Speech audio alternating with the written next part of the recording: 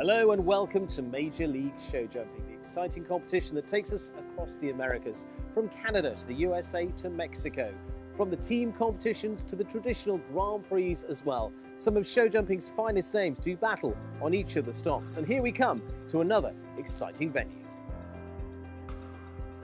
The stunning setting of Monterrey-La Silla, one of the great historic showgrounds in the world. And as you can see from behind me, the backdrop is nothing short of spectacular. It's been host to some of the world's very best show jumpers throughout its history, and some great series, from the Pulsar Crown to World Cups. They've all taken place on the fields, not only in this beautiful grass arena, but others as well here on site. And once again, it's playing host to major competitions. Great to see this historic venue return to the rota for Major League the very first time here in Monterrey. So come and join us for every stage of this fabulous competition, and for a backdrop like no other.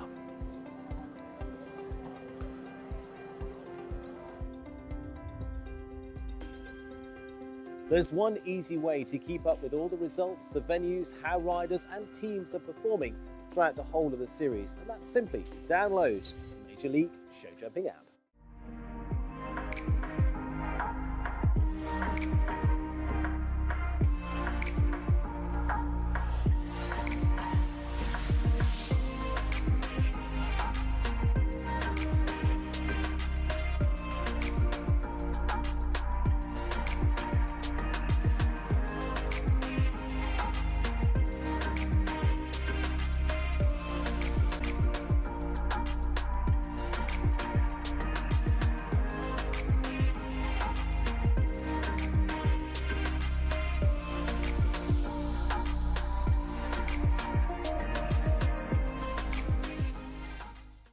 Caliday is the official outfitter of the Major League Show Jumping Series. Apparel providers to many of the top riders in the world as they compete for over $7 million in prize money at North America's premier show jumping venues. Caliday provides top quality products that give a modern take on the storied equestrian lifestyle. Shop the entire Major League Show Jumping official clothing collection. Visit our website for more information. When every second counts, the surface matters. Premier Equestrian features Pro-Tex footing product and Auto Sport base mats. Mats absorb up to 40% of the concussion. Pro-Tex provides maximum stability. Premier Equestrian is the official footing partner of Major League Show Jumping. Contact us about your arena at premierequestrian.com.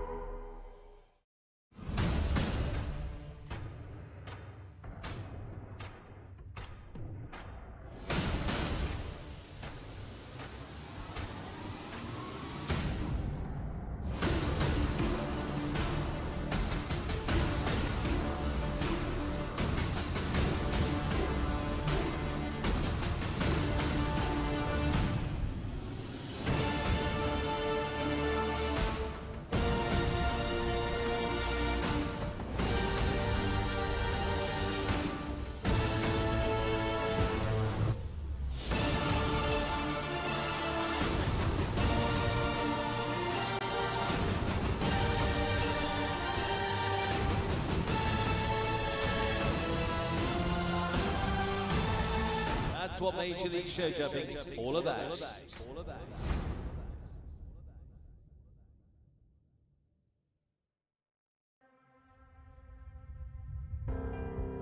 Well, before we get into all the action on this leg of Major League show jumping, we bring you a little recap of what happened at our previous venue.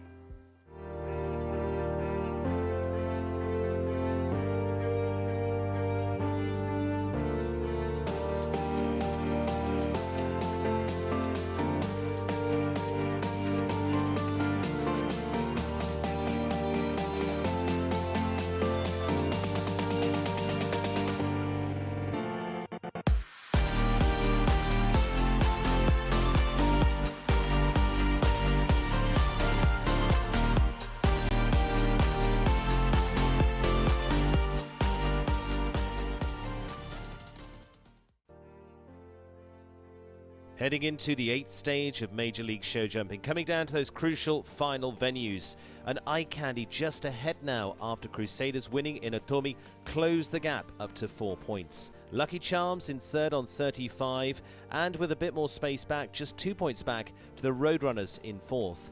Equal fifth for AIM United on 30 and the Diamond Devils also on 30. Ottomy Warriors in 7th place at the moment, just 1 point behind on 29 and 1 point back to the Blazing Sevens on 28. It's all closing up here in Monterrey.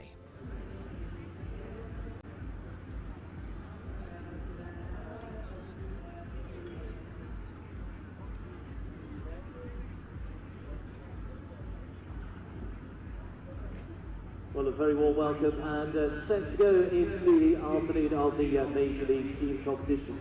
It is something very different. It's about speed and precision all the way through the 3 legs of this class. We'll take you through exactly how it works as we go, but we'll take you through the rundown in just a few minutes' time of the 8 teams. We're going to be competing here at this next stage. It's actually 6th stage of the series so far as part of Major League 2. En momentos iniciaremos la competencia por equipos de la Major League Show Jumping. Tenemos tres recorridos, una primera ronda inicial y a continuación 2 desempates. Well, 8 teams participating in the competition and a series that runs throughout Canada, the USA and two 2 legs in Mexico as well. It's the second of the Mexican stages and the 6th of the series so far of the 8 we're going to see. Up on the boards, on the screens, you'll see the order of go of today's competition. 8 teams it all started with the Blazing Sevens. Now in round 1, again we'll go into more detail yet, it's table A. So all 3 riders will go in the first round, and their scores are added together. Roadrunners, the team that go second in the order. I mean, I can hear it, but not in here. Okay, we are live. I'm here with Enrique Gonzalez, and we are here for the $200,000 Major League show jumping team competition, Stage 8, Enrique, here in La Silla. Yes, I think it's very exciting. The last show in San Miguel was fantastic, and I think everybody was motivated to come to Monterrey and enjoy showing in this fantastic place, which is Hípico La Silla in Mexico. I have to say all the athletes have been absolutely blown away by this venue. Today, Enrique, we have 8 amazing teams. We have the Blazing Sevens, the Roadrunners, Ottomy Warriors, Eye Candy, Diamond Devils, Crusaders, Lucky Charms, and AIM United. Now, the championship race is really heating up. Eye Candy is leading, but at last tour stop where you were, we had a big win by the Crusaders, who jumped up into 2nd place in the overall standings. And now they're right on the heels of Eye Candy. Yes. It was very exciting, and we had a lot of surprising results in that class. And yeah, the points are getting closer and closer by the end of the series, and I think it's getting very interesting for all the teams. I think this is going to be a very important stage for the teams to go to thermal at the end and have their final there. I think this stage in Monterrey is going to be very important for the teams. Now, if I go through just some of these teams, Eye Candy today is riding maybe their strongest team yet. Connor Swale, Jacqueline Steffens, and Paul O'Shea. We've got the Diamond Devils, who are stacked today. Sam Walker, Natalie Dean, and Aaron Ballard. Crusaders, who actually won last time, are riding their same team. Sam Waparo, Patricio Pascal, Juan Carlos Garcia. The Lucky Charms, strong as ever. Shane Sweetnam, Andreas Asaraga, who just joined the team, and Jordan Coyle. AIM United, who I think we were all picking to win in San Miguel, Ashley Bond, Eugenio Garza, and Daniel Blumen. The Roadrunners, who were very strong at the last tour, stuck for the same team: Christian Heineken, Caitlin Campbell, and Kyle King. The Blazing Sevens, they had maybe a bit of a surprise result at the last show, but they're coming back again with a new addition of Rowan Willis, so they get much stronger. And Ottomy, kind of the hometown team: Pizarro, Rihan, and John Perez Bowen. Yes, I think the teams are putting their one of their best teams all together. They all want to do good in this show to be able to gain some points for the finals.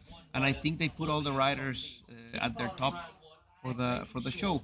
Eugenio Garza, for example.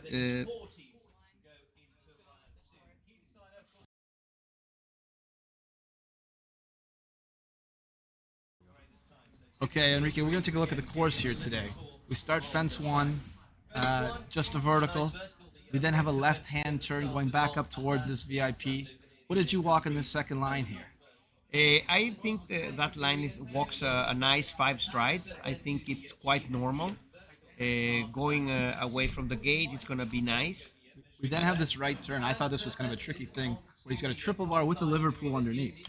Yes, I think this line is going to be probably the hardest line of the course, because, like you said, the triple bar having the Liverpool underneath, the horses are going to jump it in a different way, each horse, and then you have an option of doing 8 or 9 strides to the oxer, which already complicates a little bit the approach to the triple combination, because if you do the 8 strides, I think you're going to be coming fast for the 7 strides to the combination.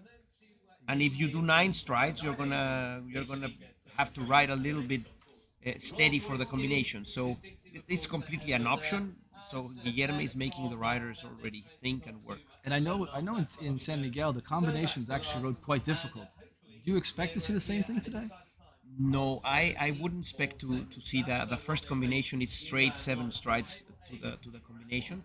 I would say that the second combination, 9AB, coming out of a bending line, it's probably gonna be ride a little bit harder than the first combination. And that combination is actually a little bit up the grade if you're here in person. So that could also factor in a little bit to that oxer, the Major League oxer vertical that we can kind of see here on our screen. Exactly. I think coming from a rollback, the horses are gonna jump the vertical before a little in a slower pace, and then you have to pick up the pace to get to the combination, which has an oxer coming in. Now, I have to say, this venue is absolutely amazing, very historic. We'll get into that as we go through the broadcast today. But I think we're going to cut to the national anthem now, and we're going to get going. Perfect.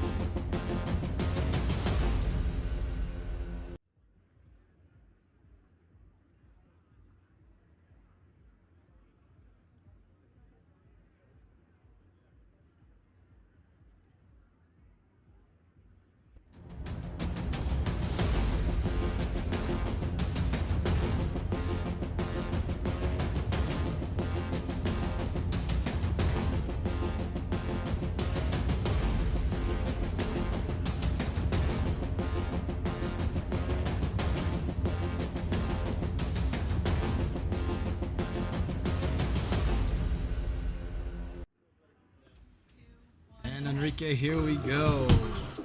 First up today, we have the teams, the Blazing Sevens. Now we had quite the draw party the other night, and the Blazing Sevens are the team that came out with what we call the short end of the stick, having to go first today. We're gonna have Caliday III lead us off, Nicolette Hurt, and Rowan Willis, who's making his first appearance in the Major League show jumping team competition. Now Blazing Sevens, I believe they were on the podium at the last tour stop. They actually were in the gold, so they finished silver at the last tour stop. What are your thoughts going into today?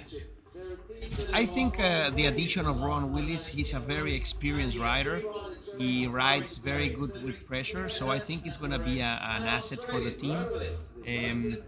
Let's see if they can hold the nerves, being first for the first team to go, and hopefully they have a good round. So the way this round works, we're going to have all 3 riders ride for each team. We're going to count all 3 scores. So you're going to see as we go, we've got the standings on the right side.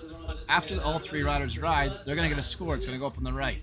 All you have to do in this round is stay above this cut line. Top 4 teams are moving on. Bottom 4 teams are eliminated. So really, it's just about getting into that second round. I know we saw the last show, some big scores are really what cost. So you really want to try to jump this round clear of 4, and I think that's kind of Kara's job as we get started, is to try to get home clear of 4, and we've already got 1 down. Yes.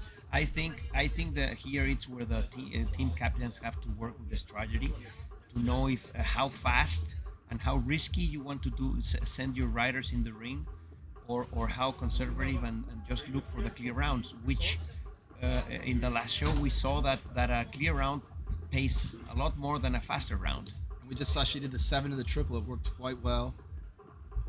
Right on after. That's a nice 8 after the triple. And here is the line going to the next combination. This is a rollback to this vertical. Now you have to. There's a 9 that was nicely ridden by. You know, she's really held this.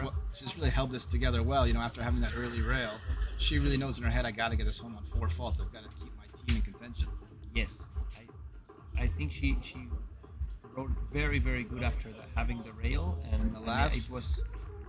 And she's home within the time allowed. 4 faults. 4 faults kicks us off with Kara, Rather, Carey, and Cedric. So that means next we're going to have Nicolette Hurt, and right away Rowan Willis. As soon as those 3 go, we will have a total score up in that right side.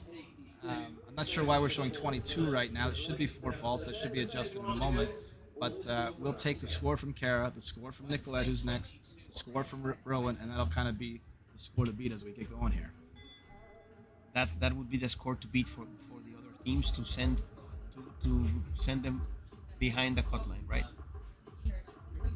Okay, so here we got Nicolette Hurt and Fleurette. I saw Nicolette jump early in the week. This horse jumped absolutely beautifully. I know she had a big Grand Prix result in Traverse City early in the year. She's really come on strong with this horse lately. Yes, I think Nikki has been improving a lot during the past years. She has a very nice string of horses, and I think she's now learning to ride with the pressure, which is a very important part of the league, to teach the riders how to deal with the pressure and the team competition, which is very interesting. It's interesting, you know, because as a rider, it's very hard to replicate that pressure when you're not riding just for yourself. You're riding on a team, and it's something that these young riders are really getting a lot of experience with this year, week in and week out, jumping on the team. And sometimes when things don't go perfect, learning how to deal with it, finish the round, keep a good score, and really build on it throughout the tour. And I think Nicolette has really, really grown throughout this season. Yes, I agree 100%. I know Nikki since she started her career as a young girl in California, and she has been going to Europe every year to train there, and she's really into it. But now she got the skinny. A little bit deep at the skinny there, just a little bit underneath. I think that's a tricky jump because you come out of the combination. It's a long way to go to the skinny. The horses get a little bit stronger. You have to be careful with that skinny.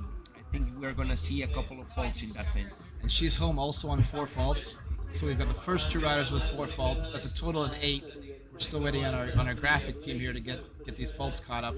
But so far, 8 faults. Last rider to go now, Rowan Willis. His job here really is to try to keep this team on 8. Over most of these tour stops, 8 faults has kind of been that line that usually gets in. So he really wants to hold it to 8. The 12 doesn't mean you're out of it, but 8 faults has really been kind of that magic number from what I can see. Yes, last show in San Miguel, the first team had 12 faults, and we were thinking that they were out, and at the end they were probably the best team going to the next round. So you never know in a sport, anything can happen. But I think Rowan has the experience, and I think he knows he has to go for the clear to keep the team in contention. Now, Rowan actually got added to this team at the trade portal, which is halfway through. And the way the league works, each team has 6 riders. You choose 3 to ride at each show. However, halfway through, just like any professional sports league, you can make trades and adjustments to your team. So the Blazing Sevens kind of called on Rowan halfway through to say, you know, we could use a little star power here. Can you help us out? And he was gung ho to get involved and get down here to Mexico, and he'll be also helping the team finish up in California. Rowan is adding a stride in the lines with this horse. The horse is very bouncy. He has a lot of control, so he added a stride after the triple bar. He added a stride to the combination, and he added a stride to the oxer. But he's putting on a very nice round. And that combination that you were talking about before just caught him there. Yes.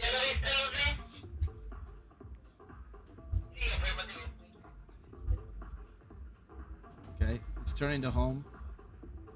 Team is up. Okay, and he's through the timers, waiting for the clock. That's also 5 faults. The time must be a bit tight. We now see Nicolette Hertz's score has actually adjusted. She actually had a time fault as well as 4 faults. He's on 5. So this team is actually a 14 total once they update that score for Nicolette Hertz.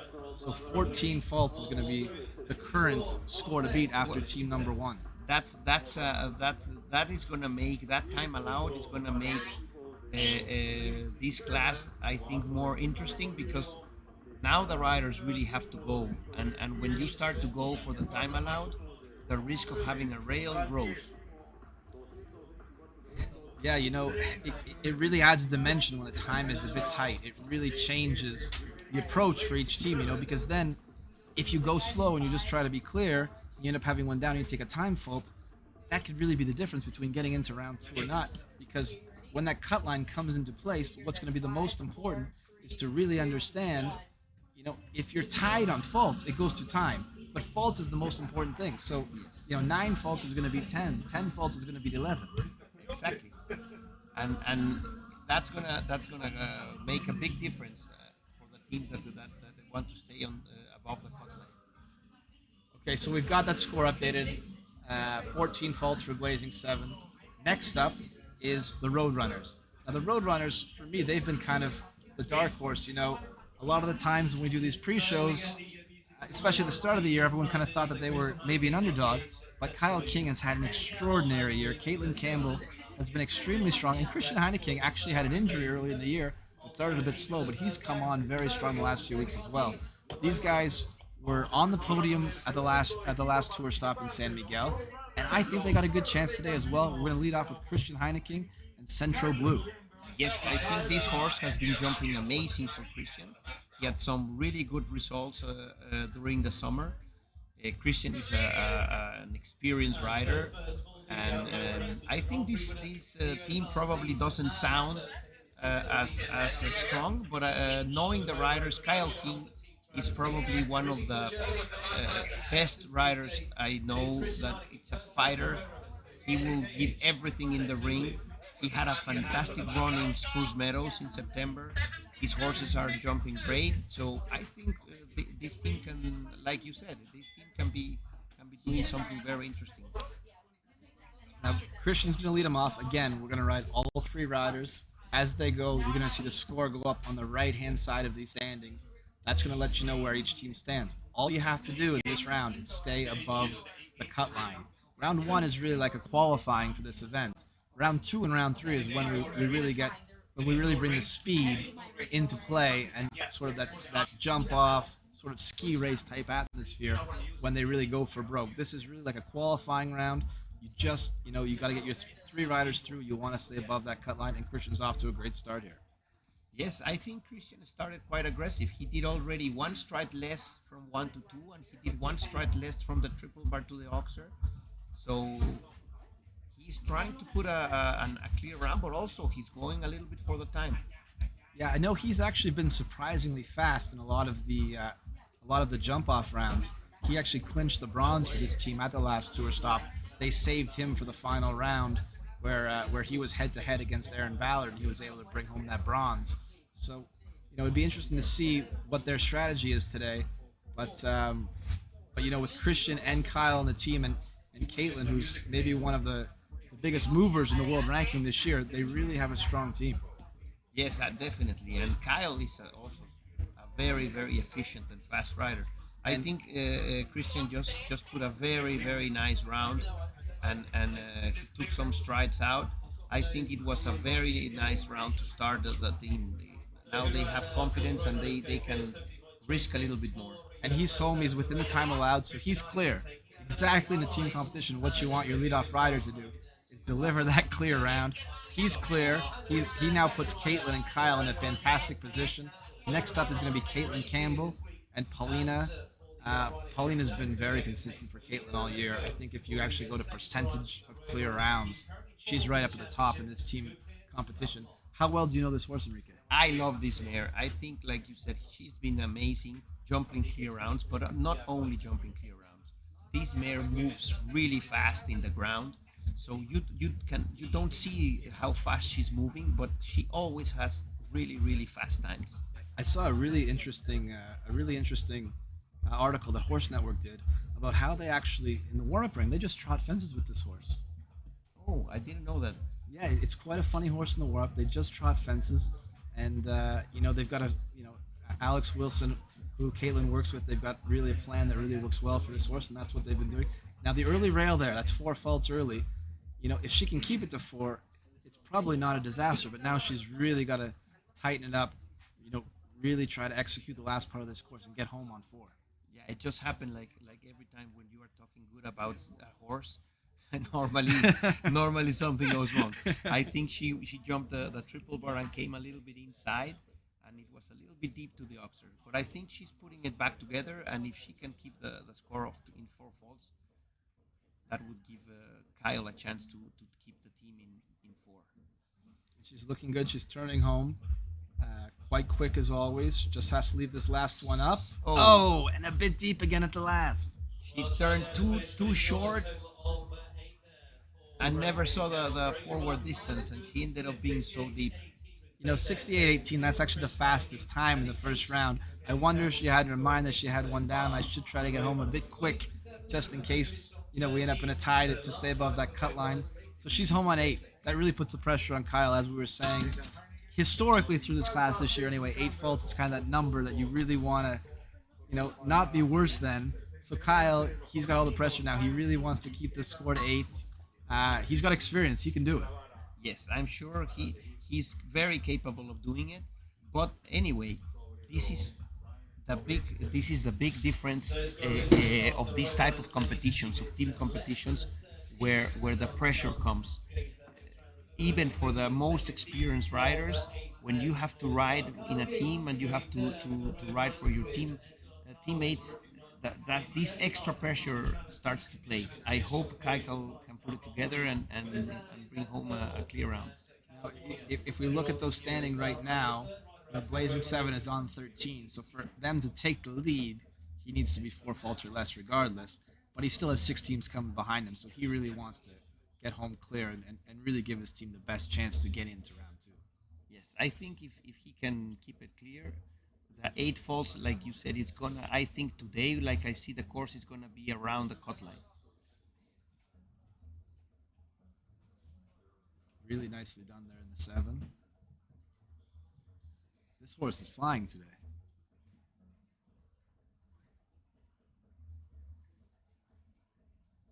I think Kyle saved this horse especially for this class. He just did a nice warm-up class beginning of the week, and he saved the horse to have a fresh horse for the class, and it's paying off. The horse is jumping amazing.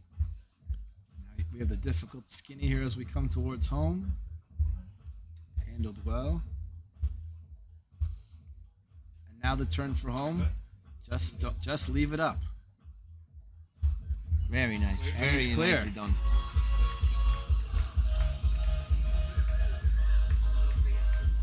All right, so that's going to put the Roadrunners on 8 faults total. They're going to move to the top of our standings as soon as this is recorded here, and that's going to be sort of the new time, the new score to beat. 8 faults.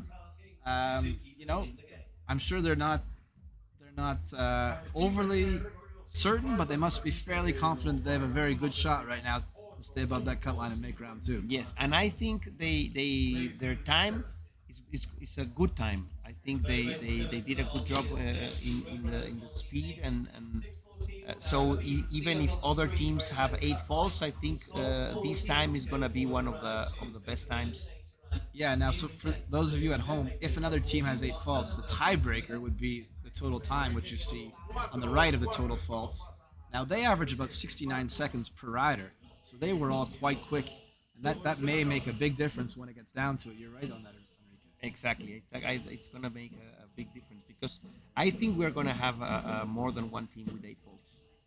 Okay, now we come to what we're going to call the hometown favorites for this week. The Ottomy Warriors. They were the actual hometown last tour stop, but definitely the Mexican representation of the tour. And today we ride Nicolas Pizarro, Daniel Rijon Jr., and John Perez. These guys had a bit of bad luck at the last tour stop, but they've had a lot of strong finishes this year too. I'd say they've been one of the most up and down teams of the entire tour. What are your thoughts today? I think today they made a little bit adjustments. Nicolas is riding his up-and-coming young horse, but this horse has jumped already some Grand Prix, and I think it's a very scopy horse. And Nicolas is the best rider rank in the world rankings, Mexican rider. So he has experience. He's been showing everywhere. So I think it's a good thing that he's the first rider in the team to try to put a clear round and give a little bit of confidence to Daniel. And what we've learned from this course so far after seeing two teams, the time is a bit tight. You have to be aware of it. However, in this first round, you really want to jump clear rounds. You really want to get that 0 on the board. What do you think his strategy would be here? I think Nicolas definitely is not looking for a fast round. I think he's trying to secure a clear round, and by now I think they know that if you can put 3 clear rounds, that for sure puts you in the second round. So I think he's going for that clear round. Now the horse has been jumping great. He's coming to the combination. He was a little bit far from the A of the combination, but the horse is very scopy. Good at the skinny. And again, coming home clear.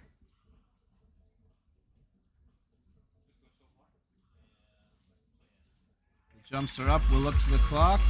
Very nice. Now it's something interesting to see that between Daniel and John is Daniel's trainer. So they have a change of horses. It's interesting for the people to know.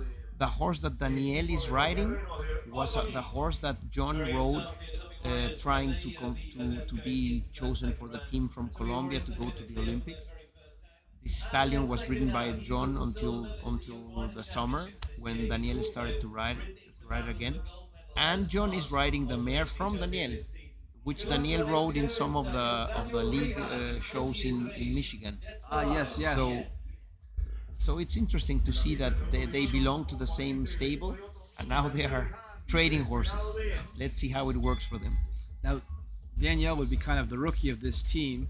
He's had some tremendous results. He's also had some weeks that didn't quite go his way, but this horse has quite a lot of experience then. Yes, this horse has a lot of experience. Daniel, unfortunately, Ottomy is his own hometown, and he didn't have the best show there. Unfortunately, now he already had the first fence down. That's such a demoralizing thing as a rider, especially in a team event, because all the pressure you were feeling, now you feel a bit more. Yes. He has to really stay cool to keep the 4 faults.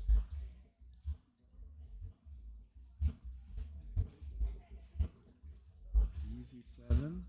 And he went 8. He went 8. Do you think that was on purpose, the 8? I think he thought the 7 were going to be quite steady, and he pulled a little bit too much, and then he realized he had to add a stride. I don't think he was planning it. It actually worked out quite well, but time allowed may come into play here. The time is just that little bit tight today. Exactly. I think as we saw the previous team, he might be having a time fault.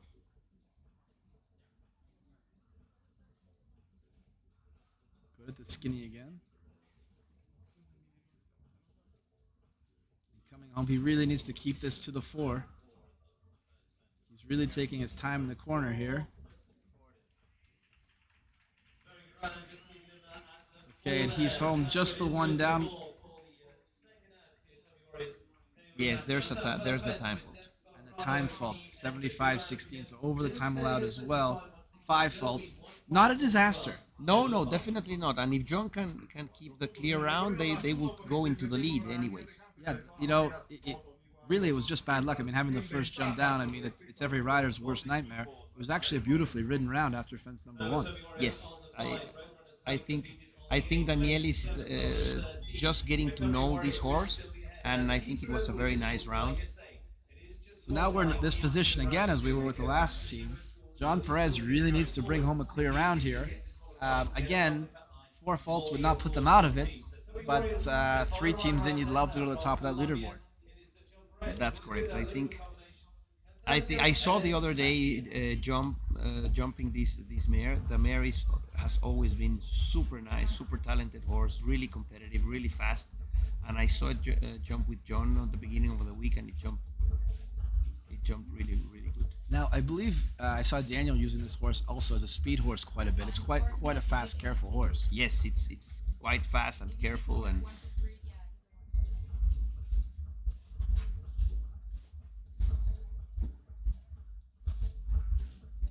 so he comes on the 7.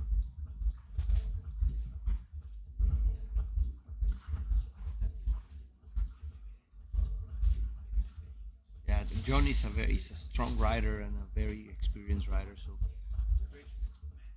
I would think that he's gonna be able to put the clear round for the team. Oh, you see, I'm not gonna talk anymore. The combination is just slightly uphill where the rider feels like he really needs to ride that oxer in to get across the back. And it almost just sets you up to just touch that vertical jumping out. Yes, we said at the beginning that probably that combination was going to be a little bit more trouble than the other combination, and it's looking like it. So he's home on 4 faults, 72-15 within the time. Now the team time is not that quick, but 9 faults puts them in second place. The Roadrunners are definitely feeling a little bit more comfortable right now. And Ottomy, we'll have to see where it goes. Historically, 9 faults would be just out, but there's a lot of jumping to do, and they're definitely not out of it yet. Yes, that's true. And there we can see what we were saying about the time from the Roadrunners. You can see there's a lot of time faster than the other 2 teams. It's true. Any team with 8 faults is going to have a hard time to be faster than the Roadrunners. They've really given themselves a bit of an extra advantage there by being so quick, all 3 riders. Okay. Next team up. It's our current leaders. I know Erica Hadfield is at home watching. She couldn't make the trip down to Monterey. She's the team owner of this team, one of the most supportive owners in all of show jumping. And today we're going to ride Connor Swale, who was one of her mid-season signings, along with Jacqueline Steffens and Paul O'Shea. Now, Jacqueline and Paul have been riding with Amy Miller most of the year. Amy couldn't get down to Mexico, but Erica was thinking ahead, and she made sure she had Connor ready to go. So this team comes in, I would say, quite strong. Now, the only difference is Paul O'Shea is riding Hellcat. Normally, he's been riding an unbelievable horse named Squirt Gun. Hellcat is also quite impressive, but a bit younger and a bit more green. So it's going to be interesting if they get through to round 2, what their strategy will be, because most weeks they've saved Paul till the final. I think in this case, Connor is one of the fastest riders in the sport, and he has been having a fantastic run. I think last week in Thermal he won all the 3 ranking classes and was second in the Grand Prix, and he won 1 or 2 classes in San Miguel. He's been having a heck of a run. So I think in this, if this team would go to the final, I am quite sure that Connor would be the rider going in the jump. It's quite an interesting strategy. When you look at that trade window, the Blazing Sevens add Rowan Willis, Eye Candy adds Connor Swale. A lot of the teams halfway through really reached out to really find some really strong riders to add for this second half, and it just shows that race for the championship is really heating up. Eye Candy had quite a big lead. The Crusaders really closed that lead down in San Miguel. So with 3 tour stops to go, counting today, they've really stacked their team. I know Amy joins them again for the last 2 events out in California, so they're really taking a shot at bringing this championship home. Yes, I think they started strong in Michigan, and they have been able to keep the lead until now. And with the addition of Connor, that for sure that was a big trade-in. Now, what's very interesting is, over 10 events, anything can happen, and as quickly as you can build a big lead, it can also be taken away from you. And it really shows, in a championship like this, how important it is to be consistent. And that's one thing Eye Candy's managed to do, is even when they didn't make that cut line, they stayed consistent. And talking about consistent, Connor Swale, who maybe hasn't had a jump down for about 3 months, is clear again. Yes, exactly. And in a very good time. Yeah, 69.12. I think the fastest time we've seen is 68, so he's not so far behind. I think it was a beautiful round and a fast round. So I think he puts his team in a very good position. So next up, we got Jacqueline Steffens on Freaky. Jacqueline has also been one of the most consistent riders in Major League Show Jumping. I have to say, as a fellow Canadian, what an advantage it is for Jacqueline to get these 10-team events, to learn to ride with that pressure. It's really going to do her huge dividends in the future when she's riding on Nations Cup teams for Canada. Today she rides Freaky. I know she's also planning to jump this horse in the Grand Prix, and this horse has been, as it's named, it's Freaky. Yeah, she has been. I think she has improved so much, and she has been learning how the team competitions run and how to handle the pressure. And the horse is absolutely amazing. And we right away there got a really lucky rub on fence 2. Now that might not be the worst thing. That may just give her that extra little bit to get home.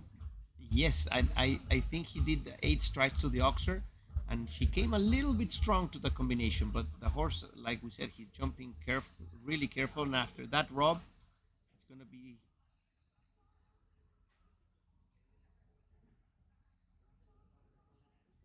He squared that vertical very good. Now she's coming to the next combination. This is where it's just a bit tricky, because you need to ride the back pull of the oxer in, but that combination is a bit short. She did it very well, coming up to the skinny.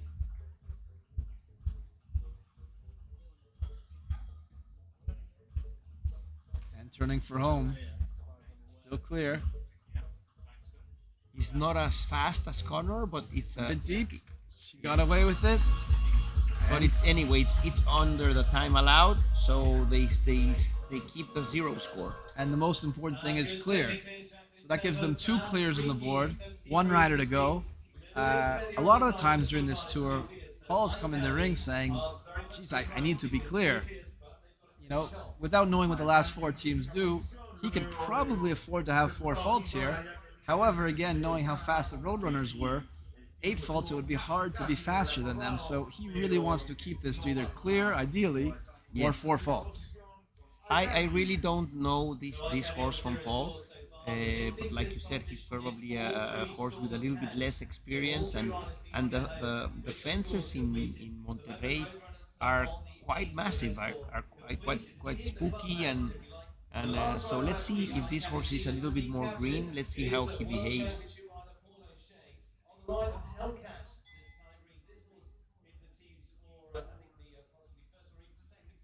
So after Eye Candy finishes, we're going to know what sort of the cut line is at, following this score. Once you get 4 teams that go, you kind of know right away, if we don't beat this, we're definitely out.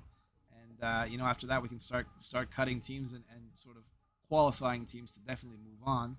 Again, Paul is really looking to jump clear, obviously, but trying to keep it to 4 faults at the most here.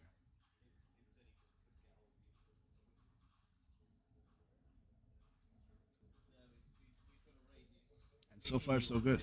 So far, the horse is jumping really nice and looking very straightforward. it's a bloody horse. A bit deep at A there in the 7, but it seemed to be a bit his plan. It worked quite well. Yeah, Paul is a really hard worker. He spends hours working with his horses, and that pays off. It's amazing how you can see in the league how how many really top riders are riding now in the league. Yeah, especially with that trade portal where we added a bunch of top 100 riders. I believe we sit right now, I think we have something like 20 riders in the top 100 in the world. Wow.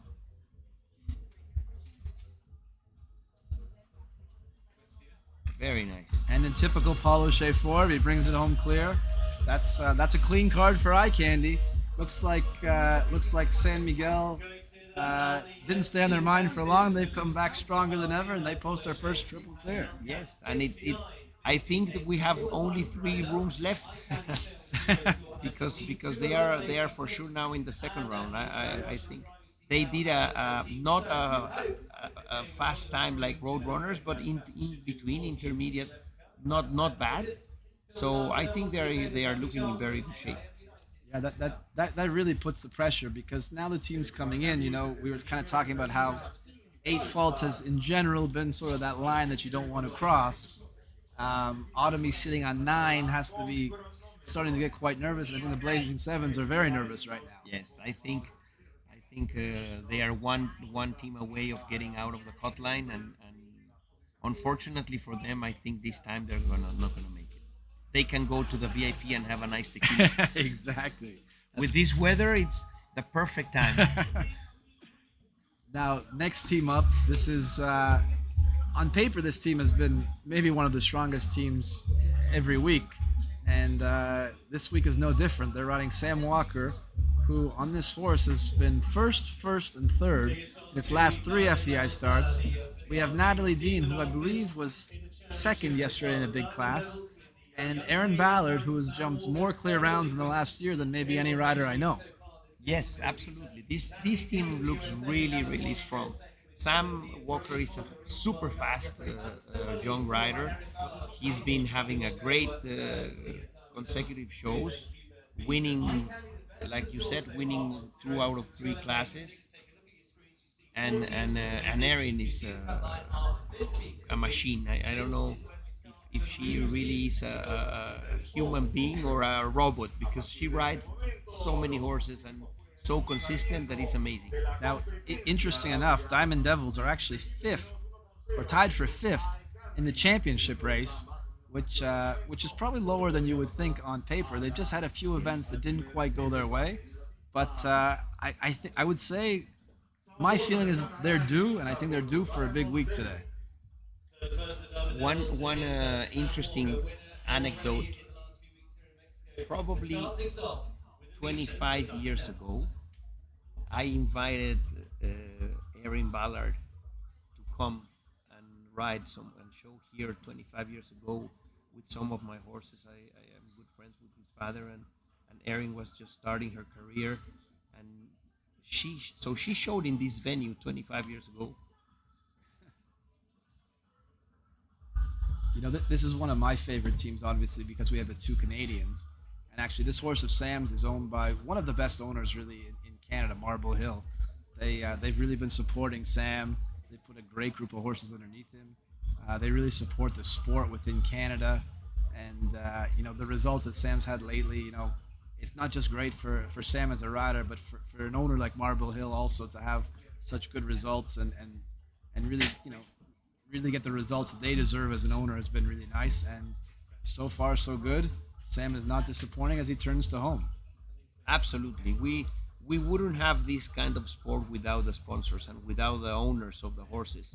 So to see that you have a boy like Sam coming along in the shape he's coming and doing the great job he's doing with those horses, it's always motivating for other owners to support young people. And Sam's done it. He's brought it home clear. 71.96, not the fastest time, however. Round 1 is really about, not knocking jumps down, and you start to worry about the time more when you knock jumps down. Next up, Natalie Dean and Camilla D.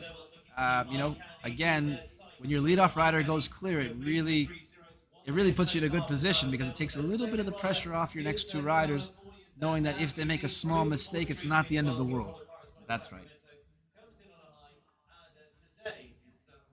Natalie is so competitive. She's always being competitive in every single class she goes in. I really like this horse. I think it's really a Grand Prix horse. You know what's really For the interesting? future. What's really interesting about Natalie is she actually this month just broke into the top 100 in the world. I believe it's the first time she's been there, but she's had some amazing results in the five-star Grand Prix on this tour and at Spruce Meadows this year and in Wellington. And to see a young rider like this make that kind of jump in the world ranking is quite exciting. I think for her entire team, Milan Furter, Aaron Ballard, her parents, her supporters. It's really really cool to see her have that ability to make such a jump in the ranking. And again, she's coming home clear. Ooh, there was a miscommunication there for the skinny. Like we said, that skinny is a tricky fence. She really wants to keep it to the 4. And she has the last as well. 69.83. The time is good. However, the Roadrunners, who are in the clubhouse on 8 faults, averaged a time of 69.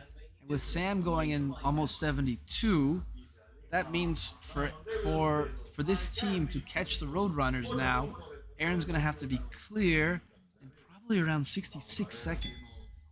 That is gonna be very. I think it's gonna be very complicated. I think Aaron is gonna just try to keep the score in 8, And hope that it's enough. and hope that that's enough. Exactly. I would say she definitely cannot afford to have one down. I think one down would put them too far back, in my opinion. I think she's really got to get this home on 8. I agree with you. One fence down will send them to the tequila place. The tequila lounge.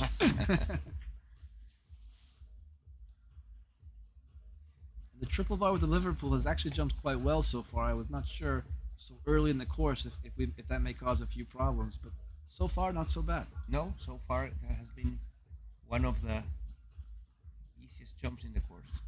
Beautifully through the triple. This horse has actually jumped a lot of clear rounds. I know it was second in the World Cup out in Sacramento a few weeks ago before this tour, and in San Miguel I believe it jumped clear every single day. It's a newer ride for Aaron. I think her and Elon just got the horse, but it's really jumped a lot of great rounds.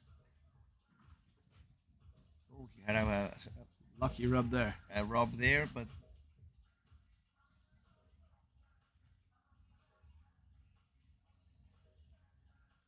definitely they are not gonna be faster than Roadrunners.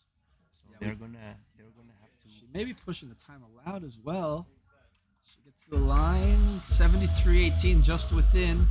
She's clear. That's 8 faults for the team. If we look up to the standings on the right, that's going to put them into third. Now, as we were saying before, 8 faults is always kind of that special place that it could go either way. Blazing Sevens are officially eliminated. They can go to the Tequila Lounge now. We know for sure Eye Candy has now advanced. We kind of assumed they would with the triple clear, but they have officially advanced. We've got Ottomy now on that cut line at 9 faults. So the team's coming forward now. More than 9 faults, you're out. Exactly, and it's very important to say and the people to understand that to have it looks or sounds like easy, but to have 3 riders from the same team to jump 3 clear rounds, it's not as easy as it looks. And it happens almost never, actually. If you go through, we're at stage 8 now, and it's very, very rare that we get that triple clear. Yes. We have many classes out of 24 starters. We may get 10 clear in the first round, but getting all 3 in one team clear is actually a very rare feat. It'd be interesting actually to see how many times it's actually happened throughout the tour. Yes. There's not been many, and this brings us to our champions from stage 7, the Crusaders. They're coming back with the same team: Samuel Perot, Patricio Pascal, and Juan Carlos Garcia. Both, actually, all 3 riders were added at the trade portal. Oh, I didn't know that, but you can see it's a very international team. One team from Chile, one team from Mexico, and one rider from Chile, one from Mexico, and one from Italy. So it's a very international team. I think Samuel and Patricio are probably two of the fastest riders in the league.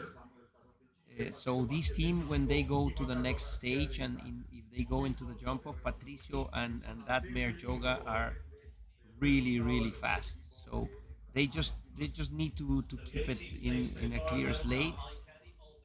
And if we actually look up at these times, even the Diamond Devils at 2:14.97, I mean, you're talking about an average time of about 71. So even though they weren't as fast as Roadrunners, they were not slow. So between your three riders, to be safe, you really want to get home a combined score of less than 8 faults if you can right now. Yes, absolutely. Again, we have Ottomy on that cut line, 9 faults in 2:19.87. Samuel's lost his stirrup here in the triple. He's still clear, but he has no left stirrup. And it looks like the stirrup got caught in the saddle. Okay, And he got it back. back. This is I believe this is a new ride for Samuel. I think he already rode the horse in San Miguel, but normally he rides Dubai, his top horse. There he had a B down again. Again, that's almost becoming the bogey fence of round one, is B of that major league show jumping combination. And another one. And So, the Oxer. again, we see that the winner team from San Miguel is in really has problems now. That's going to put a lot of pressure. The good news is he did go in 69.85, which is right around that 68 second average we were talking about for the Roadrunners. So he was fast, but with 2 down, the next 2 riders are going to have to be near perfect. I think Patricio is gonna you could see Patricio and Samuel talking. I think Patricio was probably asking Samuel how fast he needed to go, and I hope he said very. exactly. But this horse is unbelievably fast, so I think Patricio is gonna go for it. With both the Diamond Devils and there with Samuel, Natalie and Samuel both had almost flawless rounds right to the end, but the last part of this course has quite a bit of meat to it, and it's proving to be quite difficult at the end today. Oh, Patricio jumped there a little bit far in the triple bar, but he was able to clear it. Nice through the combination.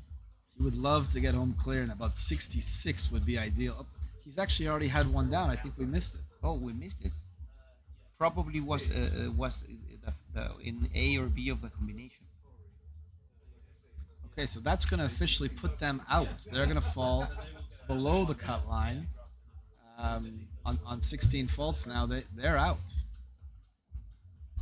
Unbelievable, the winners. That's exactly what happens when the pressure comes in, and then you need to go fast, and it starts to cause some problems. If Patricio could have just gone in and jumped a normal clean, he's probably clean 75% of the time on this horse. But when you say, okay, now you have to be clean and you have to go fast, it adds that extra dimension of difficulty. Yeah, you can see the time he was really fast, but because of that he had to rail. So and that's what we were talking about. He had to be around 65, 66.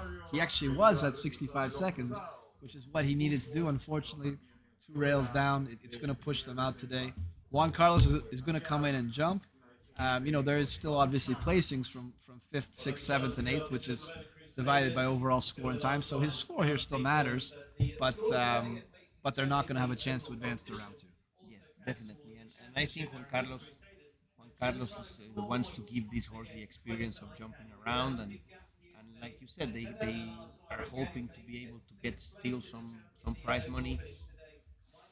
And more importantly, we're at stage 8. We've got 2 stages to go, and they are in second in the championship behind Eye Candy. We know Eye Candy is going on, so Eye Candy is going to build on the lead against the Crusaders. It really comes down to how much can we limit the damage today.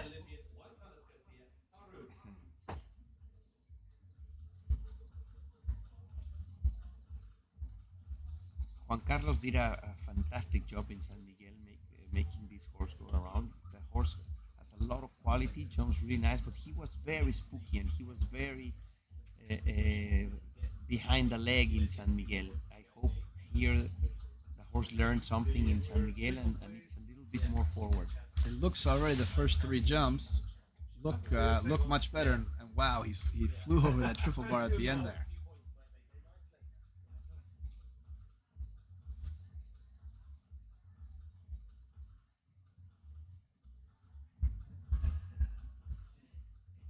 And unfortunately, B of that triple did come down there. That is 4 faults.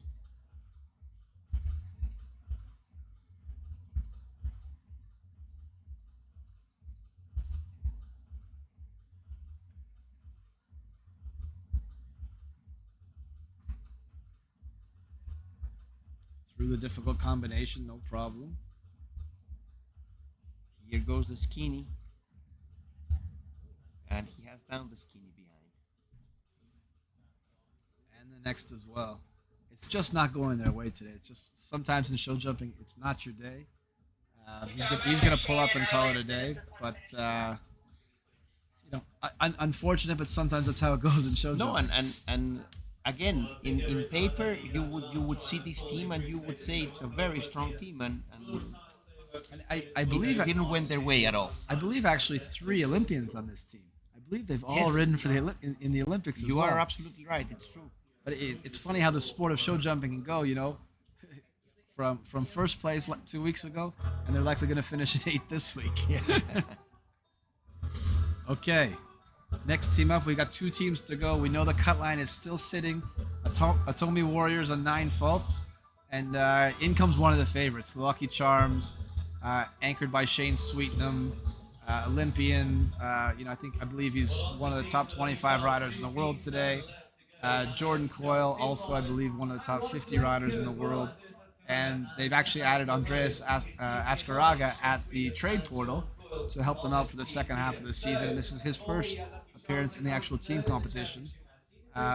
What are your thoughts on this team? Oh, I think Shane is definitely a very experienced rider. He's ridden many Nations Cups for Ireland. So I think it's going to be a good start. Jordan is absolutely one of the fastest riders in the circuit. I think definitely he could be the rider that in case they go to the next stage, he could be the rider doing the jump off because he's really fast with Picador. And Andres is a fantastic boy. It's a really nice guy, and he rides really good. And I think it was a good ad for this team. And I know that actually also Jaime Ascaraga, Andreas' father, he's actually on the Ottomy Warriors, but I guess at the start of the year this year, they actually had a bit of a trailer accident and some of his horses needed a bit of time off, so he hasn't had the chance to actually ride on the team this year. We've definitely missed him. He's one of the top Mexican riders, maybe ever. Yes, absolutely. Jaime is an icon in our country, and I was able to see Jaime in Ottomy, and we talked a little bit about why he was not riding. And you are right, his horses were having a little bit of time off, and he decided to give them for the rest of the year. He will start again in January, and he's a fighter.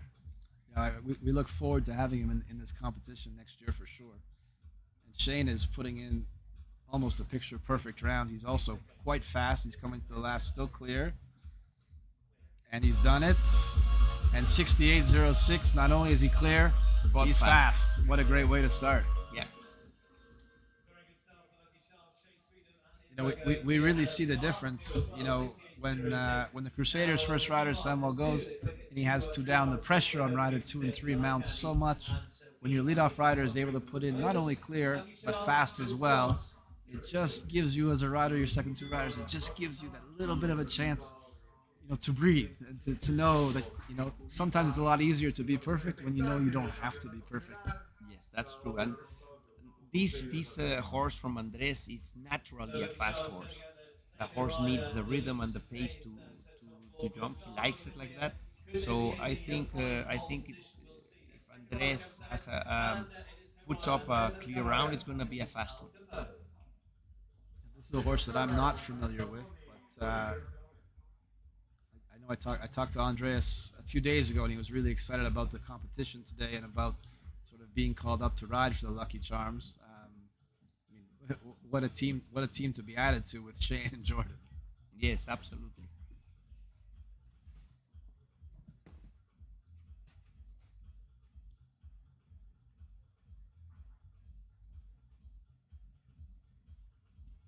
That's beautifully done. He's still clear.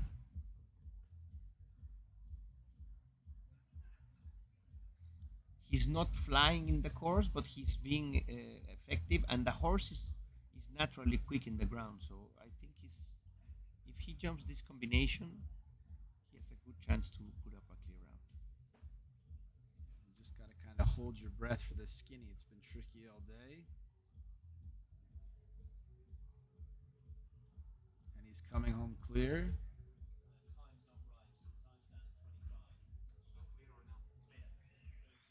And he's done it clear.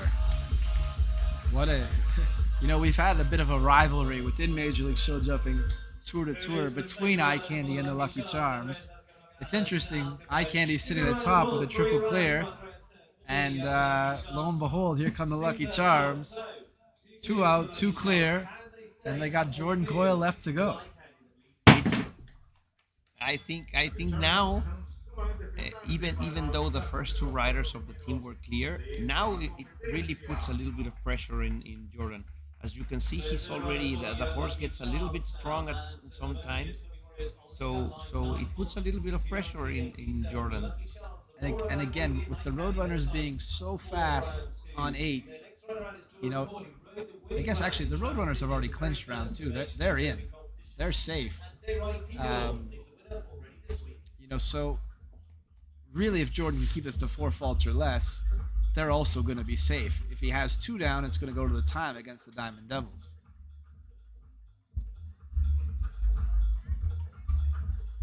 I know he had a bit of trouble at the triple at the last stage.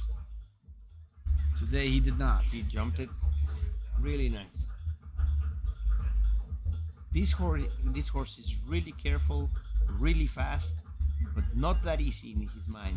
And Jordan has got to be one of the strongest riders in the world. He really, I know we say a lot of people can ride anything, but he really can ride anything. Yes, he rides all type of horses.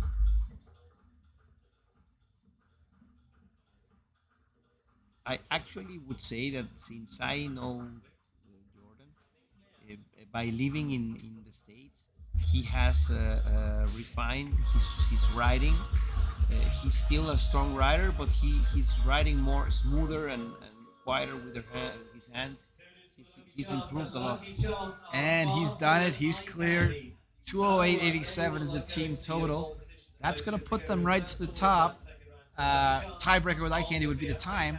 Now, it doesn't really matter if you're first or second in round 1. You just want to stay above that cut line. However, the order of go for round 2 is reverse order from round 1. Therefore, whatever team finishes 4th goes first in round 2, and whatever team finishes first goes last in round 2. So it does give you that little advantage to be that little bit faster than Eye Candy. So we know Lucky Charms are safe. We know Eye Candy is safe. We now know the Roadrunners are safe. We have the Diamond Devils on the cut line. 8 faults. And look what team we have coming. Well, Ashley Bond, Olympian. Eugenio Garza, Olympian. Daniel Blumen, Olympian. Yes, amazing team. And this team has we have to add that Eugenio is from Monterrey. So he has his whole family, grandparents, everybody here watching him. So he has an extra pressure. So we know what they need to do. If they can beat 8 faults, they're in. If they have 8 faults combined, they need to beat 214.97. If they can't do that, they're out and Diamond Devils are in. If they can do it, they're in. Diamond Devils are out. It's that simple. That simple. Now, I know Ashley was actually, I believe she was on the podium day 1 on this horse, and she's had the early rail. Wow. This is exactly, the story is coming again. I was just going to say, this is for me one of the most strong and competitive women rider in our sport, and she had to stretch, but she got out. She really needs to keep this to 4. She really doesn't want to put on Eugenio and Daniel to not be able to make any mistake whatsoever. here comes the combination. Oh, he's flying into the combination. A bit far off, but she's got it done.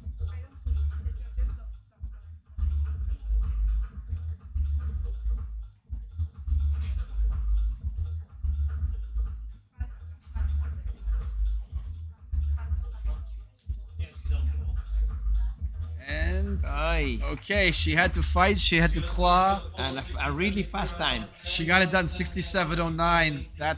That is very important because as long as Eugenio and Daniel are moving, I mean, the Diamond Devils in at 2:14.97, they're averaging about 71 seconds each.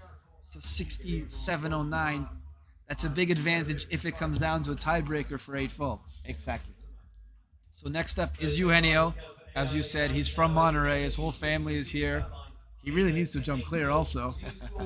He would love to pass it off to Daniel, knowing that he can have one down as long as he's a bit quick. I'm not overly familiar with this horse, but This horse is a fantastic horse. This horse was the horse that Eugenio rode in Dublin when we won the Aga Khan Cup, the Nations Cup in Dublin. This is the horse that Eugenio rode there. And this was normally his first choice for the Olympics. Unfortunately, the horse got injured and he couldn't bring it. The horse is coming back, but it's a fantastic horse.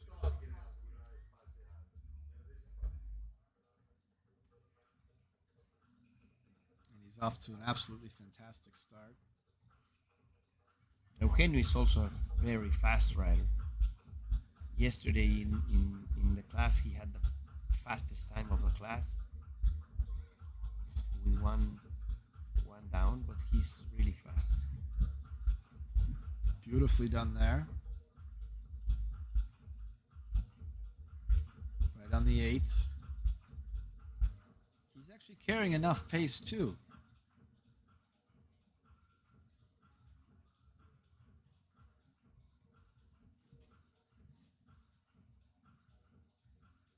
Beautiful. The horse jumps really, really good. Here comes the bogey fence of round 1, and he's handled that. And he's turning for home clear. This would be a huge clear for AIM United right now. Clear. And he's done it. And in a very good time. He's done it 68.84 as well, very fast. So really time now is not going to be a factor. I would say, with 68 and 67, they need to average 71 seconds to be ahead of the Diamond Devils. If they get in with 8 faults or less, they're going to be faster. So now we've got Daniel Blumen. He can probably have a rail and be fast enough that they're going to get in. So really, he needs to jump with 4 faults or less to move on. If he can't do it, the Diamond Devils will move on. Now the pressure is a little bit in Daniel. And Daniel's actually moved up. I believe he's 14 in the world now. So he's had really a fantastic year. He's won one of our 5-star Grand Prix this year on tour. He's been, I believe he went up in Toronto. He's been a very consistent rider. He formerly joined AIM United at the trade portal as well. We really started to stack these teams at the trade portal this year. And this horse has been at most of the tour stops and a very consistent horse. Yes, this is a horse that he won already a good Grand Prix, and it's careful and really nice horse. What's very interesting to see is as we've moved tour stop to tour stop, and iCandy really started right from the beginning, riding their strongest horses, and a lot of the teams, the riders were using some of their second horses. And we've seen as we go through the tour that all of a sudden the horses in the team class have gotten a lot stronger. Yes, I agree. I agree that as the season starts to come to the end, the riders are using their top horses in the team, and which I think it's very good. Absolutely. I think he's a little bit slow. He is a bit slow. However, he can go as long as he's under the time allowed. and he's clear. Time is not going to come into factor. He's clear. Big pressure ride there. He really got the job done. Him and Eugenio really came through there. Yeah, I think with this result, we are gonna see them in the second round. So we know AIM is going to move on. The Roadrunners just stay above that cut line. We just lost the Diamond Devils. So round 2, Roadrunners are going to lead it off. AIM United is going to go second. Eye Candy third. Lucky Charms fourth. Now what's really exciting about round 2, now comes strategy. We're going to change this course to a jump-off course. Each team is going to choose 2 riders to come back, and they're going to save one for round 3, and we'll be back with more info in just a second.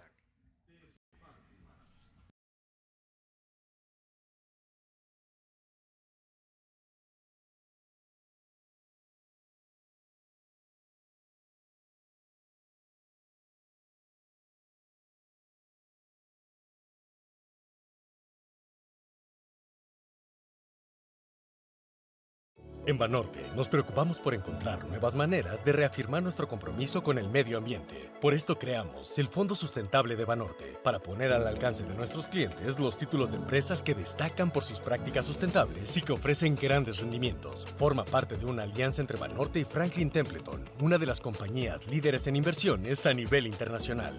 Con Norte ESG, inviertes en un mejor fondo y en un mejor futuro. Banorte, el banco fuerte de México. Caliday is the official outfitter of the Major League Show Jumping Series. Apparel providers to many of the top riders in the world as they compete for over $7 million in prize money at North America's premier show jumping venues. Caliday provides top quality products that give a modern take on the storied equestrian lifestyle. Shop the entire Major League Show Jumping official clothing collection. Visit our website for more information.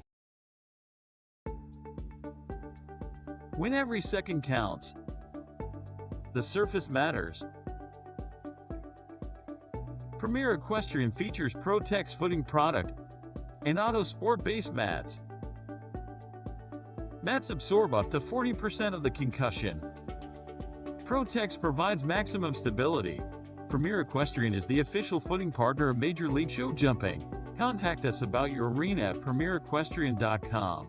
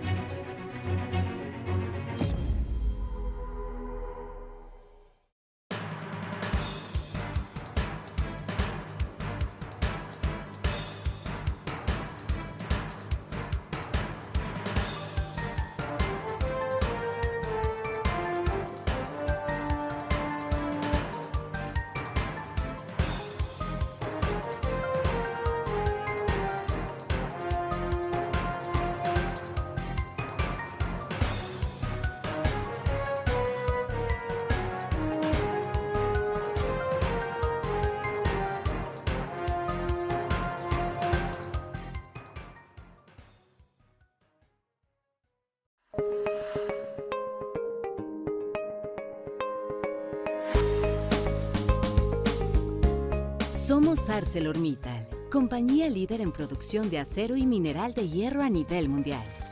El acero es esencial para la infraestructura, la transportación y los edificios en los que vivimos y trabajamos. Brinda la energía que es el alma de nuestra sociedad. Protege los productos que compramos y crea los electrodomésticos de los que dependemos. Y cuando fabricamos acero, creamos subproductos valiosos, lo que ayuda a reducir nuestro impacto ambiental.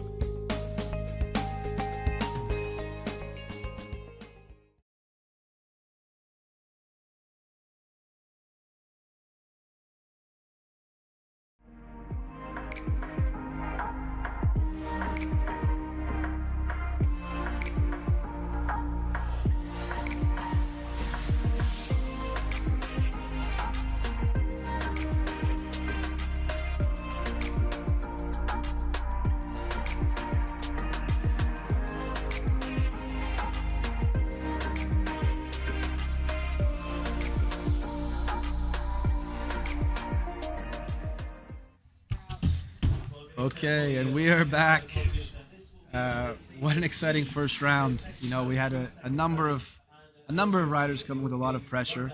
The way it comes out in the end, Roadrunners, AIM United, Eye Candy, and Lucky Charms advance. Diamond Devils, Ottomy. We've lost the scoreboard here. Diamond Devils, Ottomy, the Crusaders, and the Blazing Sevens are going to go home today. They'll be back for stage 9. Yep. So now it really comes down to strategy. In this round, we've got a jump-off course. If you knock one down, we just add 3 seconds to your time. So it doesn't necessarily mean you cannot win if you have one down in this round. Where each team has some strategy now is they have to choose 2 riders to ride and 1 rider to save for the last round. So you're either going to ride on your team, you've got 3 riders. You're either going to ride in round 2 or round 3. In this round, we've got the Roadrunners. They're going to ride Caitlin and Kyle, and they're going to save Christian Heineken for the medal rounds. AIM United is going to ride Ashley Bond and Daniel Blumen.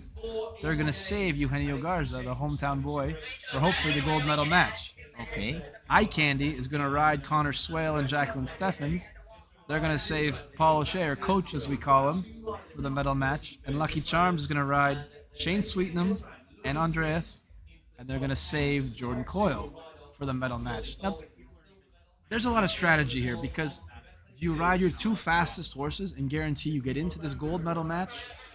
Or do you save your fastest rider for the medal matches and use your 2nd and 3rd fastest to get in? I think we see a bit of different strategy across the board here. What are your thoughts? Absolutely. I think the teams are using a different strategies, and some are trying to secure or try to play it safe, to try to get to the golden ticket, and some are definitely saving their fastest rider for the final. For example, Jordan Coyle is definitely saved because he's known to be one of the fastest riders. Eugenio Garza is a very fast rider, and he's a hometown boy, so they probably want him to perform in front of his own public. Caliday is the official outfitter of the Major League Show Jumping Series. Apparel providers to many of the top riders in the world as they compete for over $7 million in prize money at North America's premier show jumping venues. Caliday provides top quality products that give a modern take on the storied equestrian lifestyle. Shop the entire Major League Show Jumping official clothing collection. Visit our website for more information. When every second counts, the surface matters. Premier Equestrian features Pro-Tex footing product and Auto Sport base mats. Mats absorb up to 40% of the concussion. Pro-Tex provides maximum stability. Premier Equestrian is the official footing partner of Major League Show Jumping. Contact us about your arena at premierequestrian.com.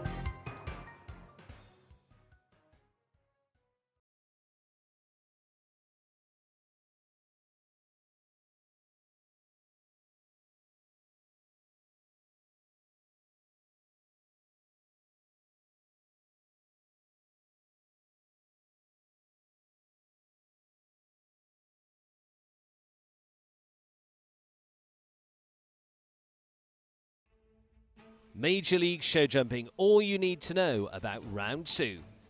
4 teams advance to round 2, 2 riders per team, and they start on a 0 score. No scores are carried over. In this round, it's only time that counts. 3 seconds are added to the time for each rail dropped, so you simply finish with a time. The 2 slowest teams advance to the bronze medal round. The 2 fastest teams, though, advance to the gold medal round. Round 3. Here the decider. This is where the battle really comes down to the finish. 1 rider per team, the rider that did not jump in round 2. Here you play the strategy. The winner, simply the fastest from your round. Speed puts you on the podium.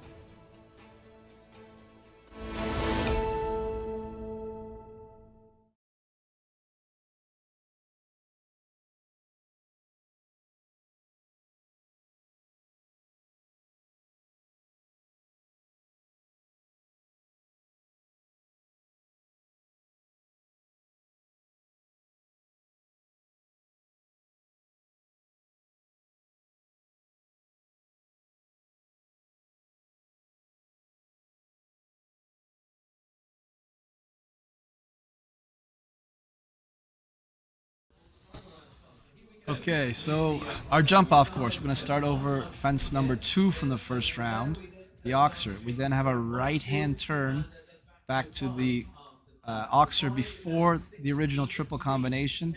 Now we're coming down. We have just B and C of that combination. We're going to continue on. It was 8 in the first round. It may be 7 in the second round to the Oxer. Left-hand turn back on the vertical by the in-out gate.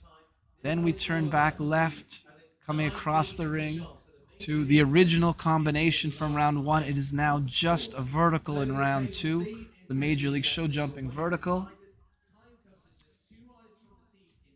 And it's as simple as this.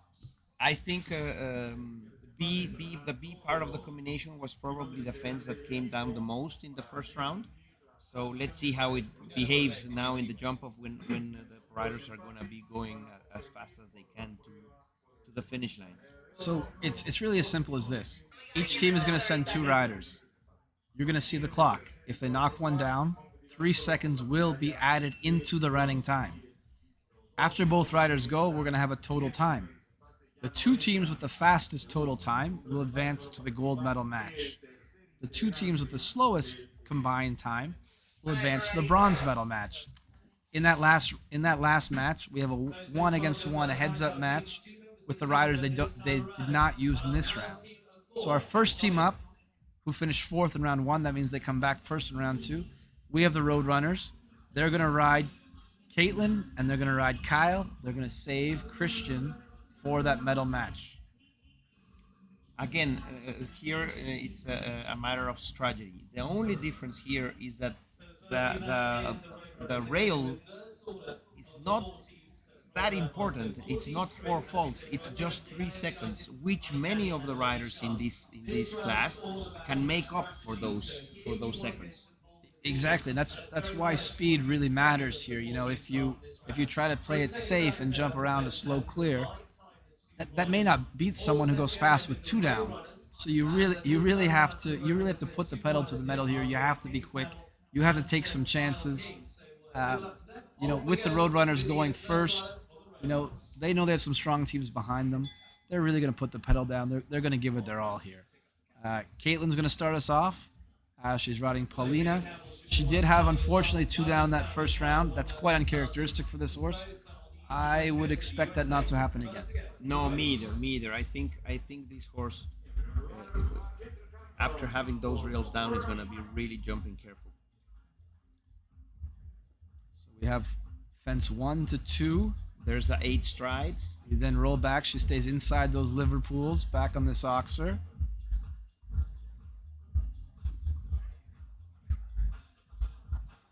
She went in 9. And then let's see if he goes in 7. She went in 7 to the Oxer. Easy. And now it's a turn back for home.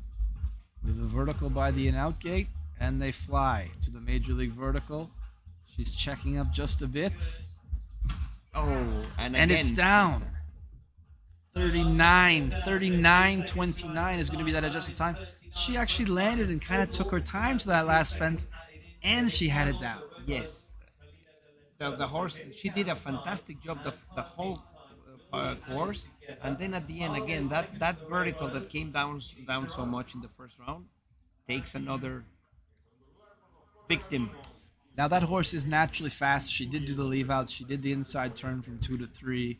39-29. We'll get a better sense as we go through how fast that is. But obviously you'd like to be clear, but that is a fast horse, so Yeah, we'll get that's a bit a more fast time. perspective. I think with the 3 seconds included, it's still a good time. Kyle is one of the fastest riders in the world. He was telling me the other day, he's like, I got to get some faster horses. I don't have the most naturally quick horses in my string this year. However, he's such a fast rider, it almost doesn't matter. Yeah, Again, the inside turn. that was tight. He also went to 9. Should be 7 here. Right on. And then you want to be as tight as you can back to this last line. And let's see how much risk he takes for this last. He's really going. And again, And it's down again. It's down again. Enrique, 39-35 and 39-29. We know they average 39-32, so at least it gives us a good sort of a good barrier as we go through. 79.58 is the total time. We'll see that time go up to the standings. 78.58, sorry, is the total time. Now, if you look up the standings in the top right, you'll see that cut line again. So the top 2 teams after this round, based on total time, will go to the gold. The bottom 2 teams below that cut line will go to the bronze. So again, you don't have to really be first or second. You just want to be one of the 2. exactly, to go for the gold. This vertical in the middle of the ring, it's inviting the riders to go at it, and It's not jumping well. 2 out of 2. It's funny. We've had on tour all year a set of Major League fences very similar to that, and for some reason, with that color on the poles, does not always jump so well. Yeah, and I have to say you're right. Now with the day, we have a very cloudy day. Those blue rails with the back part of the VIP, they kind of lose a little bit the perspective for the horse. Okay, next up, AIM United. We've got riding this round Ashley Bond and Daniel Blumen. They are saving Eugenio Garza, our hometown boy, for the medal match. Let's see if these 2 can put him into that gold medal match so he can go for gold in front of his hometown. Being table C and counting 3 seconds per rail, I'm sure Ashley is gonna fly. I know too. Ashley had a bit of an uncharacteristic result in San Miguel, and she has been very hungry. She went and won the Grand Prix. She's been double clear with this horse a number of times since then. She is such a fighter in the ring. It's unbelievable.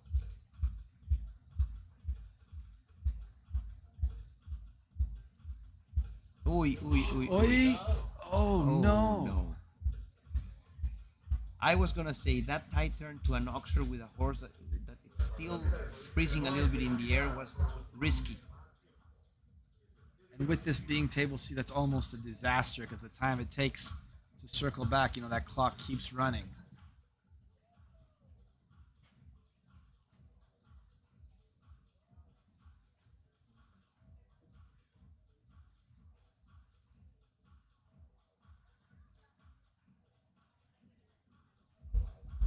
So there's no actual seconds added to her time for the run out, but it's the time it takes you to get back. 49.11. That unfortunately is about 10 seconds above the times of both riders from the Roadrunners, which means for Daniel to advance, he would have to go in 28 seconds. About 28 or 29. I'm not sure that's possible. Unless he keeps a fence, I don't see how. I'm not sure that is possible to do, unfortunately.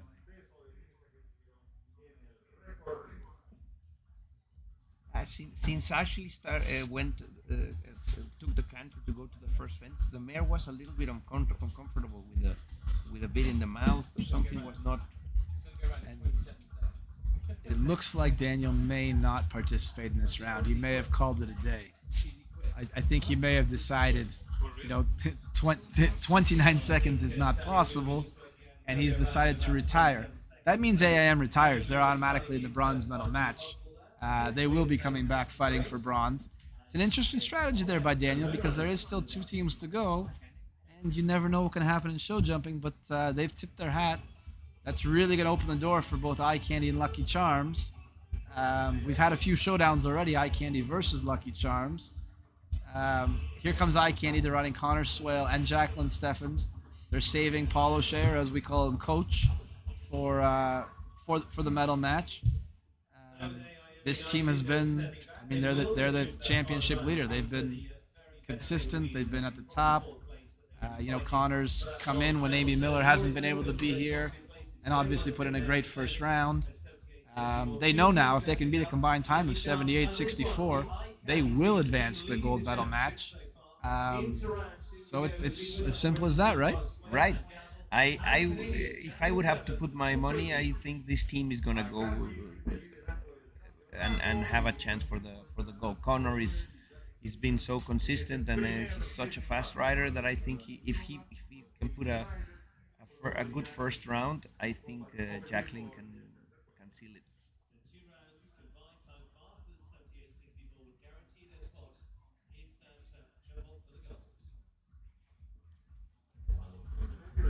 So he's right on the 8 again. Inside turn. This is where Ashley had trouble.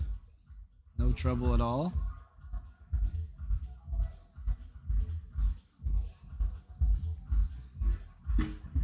Ooh. And he lost his stirrup. He lost his stirrup as well. Hasn't been able to get it back. I don't think he's even trying to get it back. 9 strides to last. He's left it up. And 38.97. So he's fractions faster than both Kyle and Caitlin. Right basically in the same second. But I think now it's interesting. Now Jacqueline has to really go. She needs to go and she needs to go clear. Or if she has one down, she really needs to go. Yeah. If she has one, basically she needs to come in faster than about 39.60, 39.55 in that ballpark to guarantee them to advance. Now, if she can't do that, it doesn't mean they're out because we still have to see what the Lucky Charms do. But she can guarantee them a spot into the second round if she's faster than about 39.5 seconds.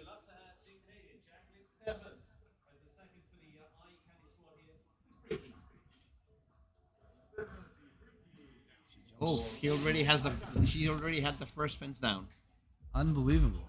So now she really needs to put the pedal.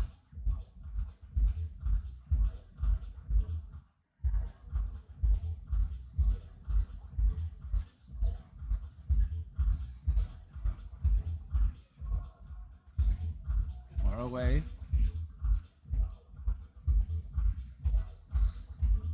And she needs to go.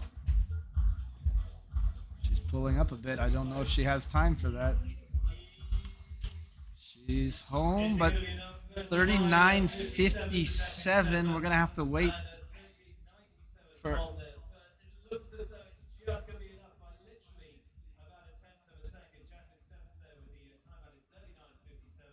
78.54 by 0.1. They are faster. So it was just enough. Just enough. It's like she had a clock in her head. Exactly. So by that 1/10 of a second, Eye Candy has clinched their spot in the gold medal rounds. Now we have the Lucky Charms coming in, Shane Sweetnam and Andreas Ascaraga. Same thing. They need to beat the Roadrunners. They need to be under 39 seconds, basically. If both riders are under 39, they're good. They need to average better than about 39-32, I believe, is what we said. But if they can beat the Roadrunners, they're in. If they're slower, then the Roadrunners will advance to the gold medal match. And the loser between these two will face off against AIM United for the bronze. Very good 1-2. This horse is really fast. This mare wins a lot of classes in around the world, and right on the 9. It's pushing for the 7. Still clear. Still clear. 10 strides to the last, and she's clear. It's over. That was fast. So 36.54. So that is our fastest so far. It's also the first to jump clear. So 36.54. It means he saved about 2.5 seconds for Andreas here. So Andreas needs to beat, we're talking about 41.7 would be kind of the time that Andreas needs to beat in order for Lucky Charms to advance to the gold medal match against Eye Candy. If he can beat, 41.7-ish, they advance. If he cannot, then it'll be the Roadrunners. I think Andres can pull it off. He's a fast rider, and in this short course, 2.5 seconds is a lot. You know what I find from a lot of the tour stops though?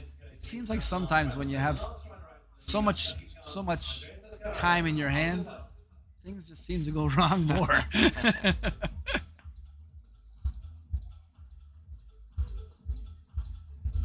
So he's added one in the first line. Oof, and he got away with a lucky rub.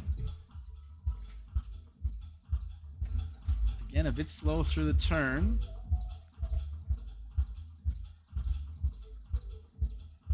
I'm going to say if he has one down, this is going to get very interesting. Yes. Again, he's doing the 8. He's a little rub again. and I'm he's not going sure slow. I'm not sure he's doing enough. Now they're in trouble. Now 39. He's not going to do it. He's not going to do it. By far, I think he's not going to do it. Even without the rail, he might not have made it. 44-41. That's not enough. That was a bad strategy. That was a very bad strategy. I know it's his first time doing this class. I wonder if he understood the rules. So that means the Lucky Charms, unfortunately, will go up against AIM United for the bronze. We're going to have Eugenio Garza head-to-head against Jordan Coyle for the bronze. And the Roadrunners are going to go up against Eye Candy for the gold. We're going to have Christian Hanneking, who has been very fast in these medal rounds, going against Paul O'Shea, coach. And again, this team is again in the final.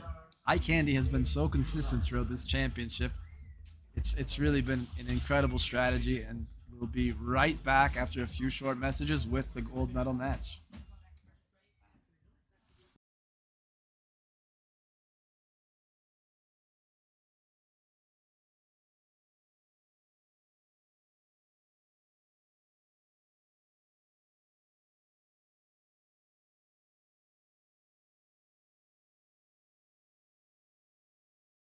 Caliday is the official outfitter of the Major League Show Jumping Series. Apparel providers to many of the top riders in the world as they compete for over $7 million in prize money at North America's premier show jumping venues. Caliday provides top quality products that give a modern take on the storied equestrian lifestyle. Shop the entire Major League Show Jumping official clothing collection. Visit our website for more information. When every second counts, the surface matters. Premier Equestrian features Pro-Tex footing product and Auto Sport base mats. Mats absorb up to 40% of the concussion. Pro-Tex provides maximum stability. Premier Equestrian is the official footing partner of Major League Show Jumping. Contact us about your arena at premierequestrian.com.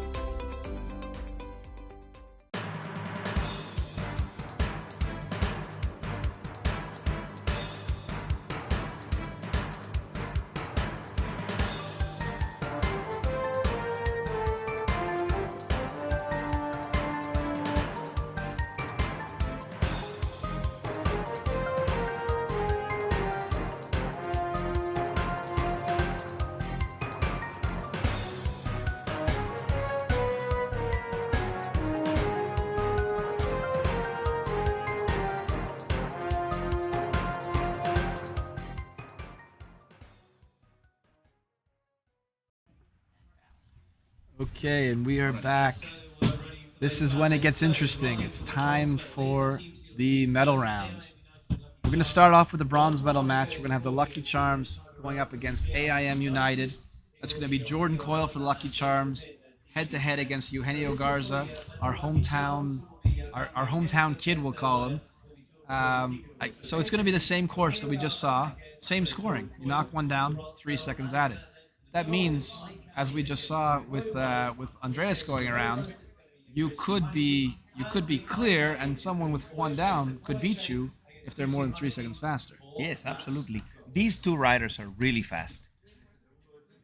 They are very competitive and they are fast. This is going to be a very interesting jump off. You know, this is where this format has really gotten exciting, because if you're in the back, we start to get a little trash talk between the riders. There's a lot of, just like any pro sport, there's a lot of, we call it head games that come into play. Eugenio is going to go first because AIM finished last in the last round. So Eugenio has to go first. Jordan will know what he has to beat. Obviously, always an advantage to get to go second. After this match, we'll have the gold medal match, which will be Eye Candy head-to-head against Roadrunners. But first, here we go with Eugenio and Victor. If you know you have Jordan Coyle behind you, what is your strategy? I think you have to give it all because he's going to go as fast as possible. So after watching all the previous jump offs, he knows he has to do 8 strides from 1 to 2. He knows he has to do a tight rollback, which he's going now and taking a peek at it to the Oxer. The 9 strides to the combination. I don't think there's an 8 there. 7 strides to the Oxer, and then that I think the difference gonna be the 2 rollbacks. From 2 to 3, and then the rollback after the Oxer. From 7 to 8. And then go for the 9 to the last fence. Well, the good news is for Eugenio, when you have Jordan behind you, if you don't go full speed, you have no chance. Exactly.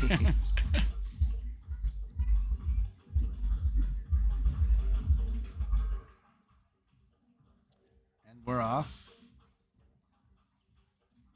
He gets the 8 easy. Very quick. What a turn. Easy 9. Now he's going to go. Right on. Still really clear. And go. And he gets the 9. And he's done it. Well, it's not going to be easy for Jordan. 35:29. That is the fastest time we've seen in these jump offs so far. 35:29. He has pulled out all the stops. He has not taken his foot off the gas.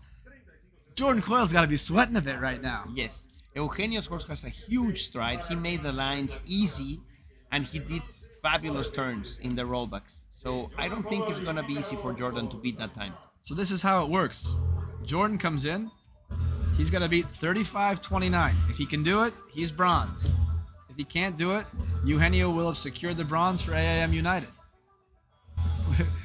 Who you betting on here? Oof, I think it's going to be very hard that Jordan can make up that time. Eugenio was very efficient in the turns, very easy. He made the strides really easy. I don't see much room for Jordan to catch Eugenio. It's going to be exciting. I mean, anytime. I'm going to stay with my Mexican, my teammate. Anytime Jordan knows that flat out is the only option, he always goes flat out. Yes. Now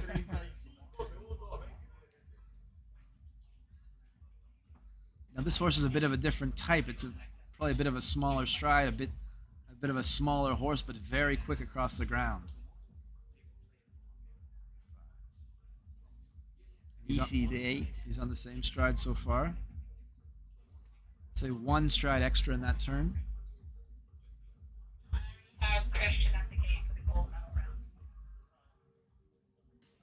Beautifully done.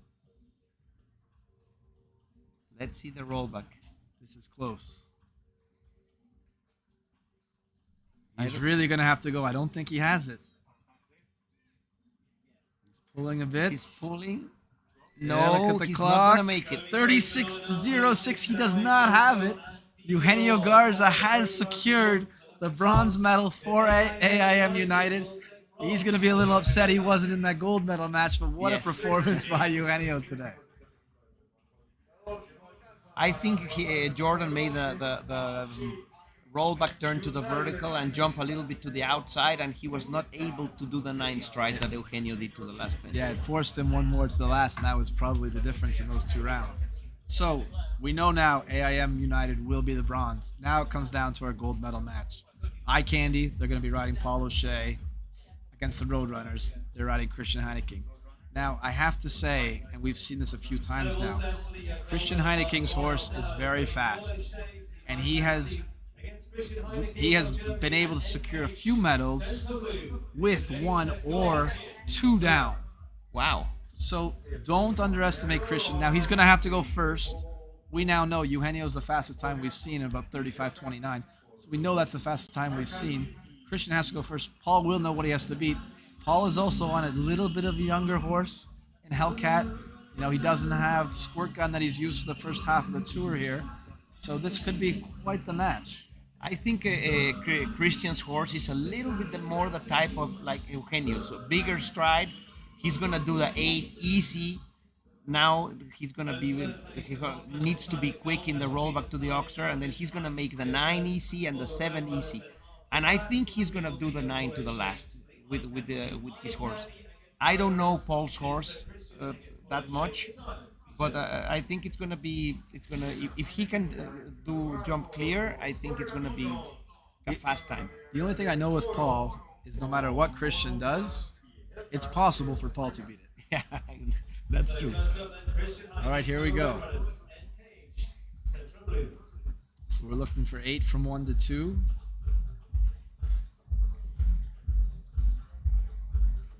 Easy 8. Nice turn.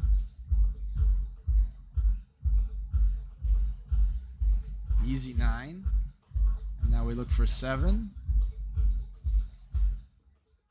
Right on. This turn is very important. And the 9. Easy 9. He did 10. He did 10. So he's clear. 35-37. That's very fast. That's actually the second fastest time we've seen. But Eugenio went 35-29.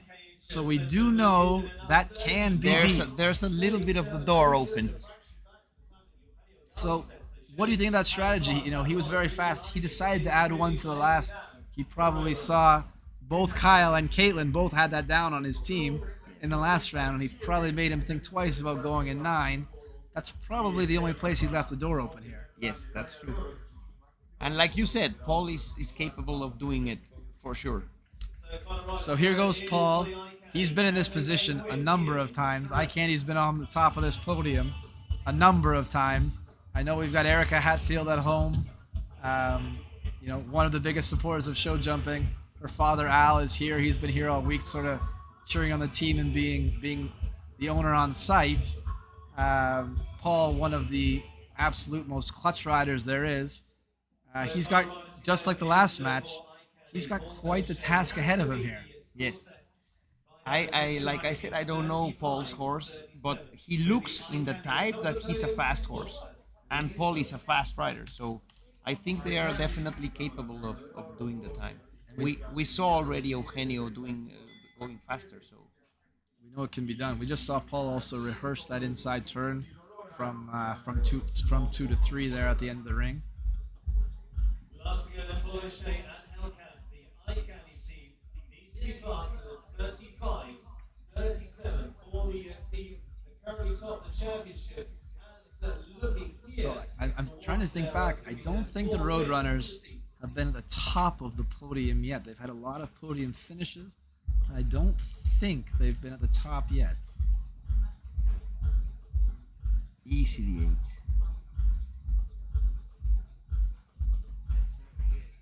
That was fast. He's getting down there early.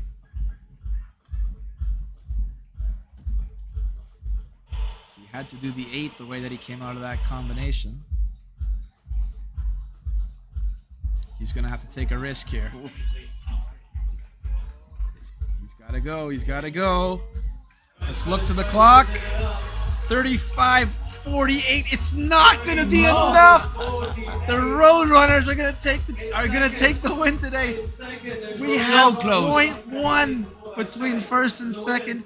You know, the difference is when he came out of this combination right by the gate, the horse came out a bit left and he had to do the 8 strides to the green oxer here. That's the difference in that round. That's just so close.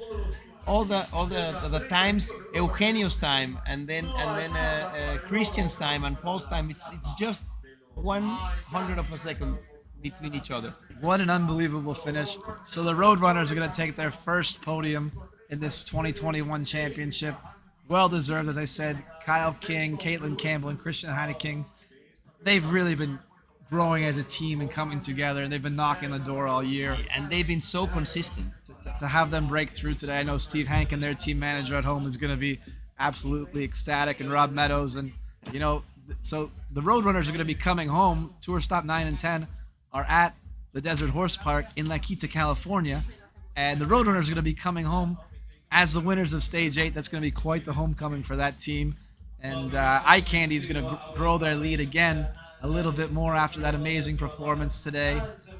Crusaders dropped down a bit today. They were right on their heels, so Eye Candy's going to open up their lead a bit. However, at the final, we jumped for double points. So even though Eye Candy's growing a bit of a lead, this championship is far from over.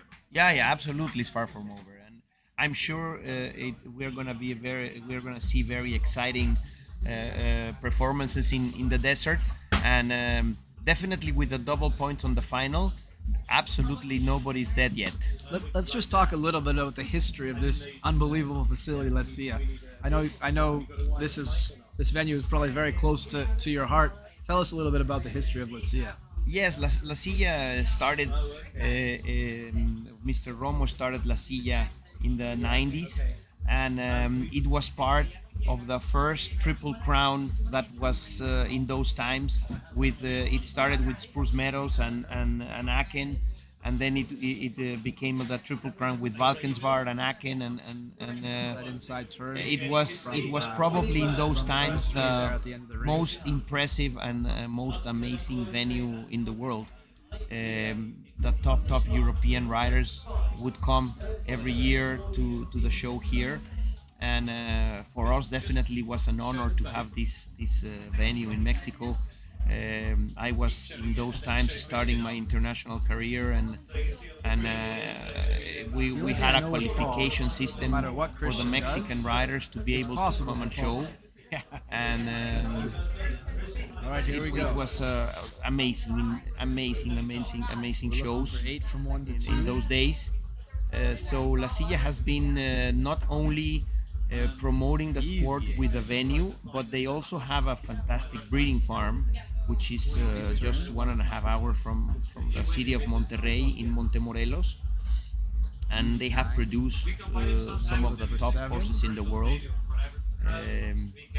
They are still breeding, and you can see a lot of their young horses showing in the Young Horse Championship 9. Which is also a big part of what Mr. Romo he did 10. Started when so he's clear. Every year they would have a young horse championship. That's very fast. That's actually the second a junior fastest and time children we've seen. championship. But Eugenio went 35:29. So we do know that can be. There's a little bit of the door open. It's being part of the Mexican. What do you think of that strategy? You know, he was so very fast. He decided to add one to the last. Introducing riders, horses, and both Kyle and Caitlin both had that down on his team in the last round. And how nice is it for going in 9? For Mexico, number the 1 only place you have the door open. Let's see it back to the 5-star level, and number 2 to have all these riders from all over the world come to support this event. Oh, it's so important. I think this only helps the sport grow. I think between San Miguel and La Silla and the other venue from Mr. Chedraui, Jalapa, I think the people that came with the league are gonna spread the word that in Mexico you can have some of the main and most impressive shows around the world. I think these shows will bring to Mexico more and more riders every year. I'm sure the league will come back again next year, and I'm positively sure that we will have a big international compound of riders next year.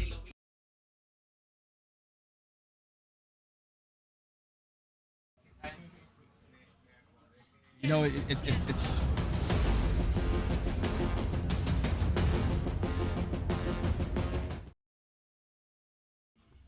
okay. Well,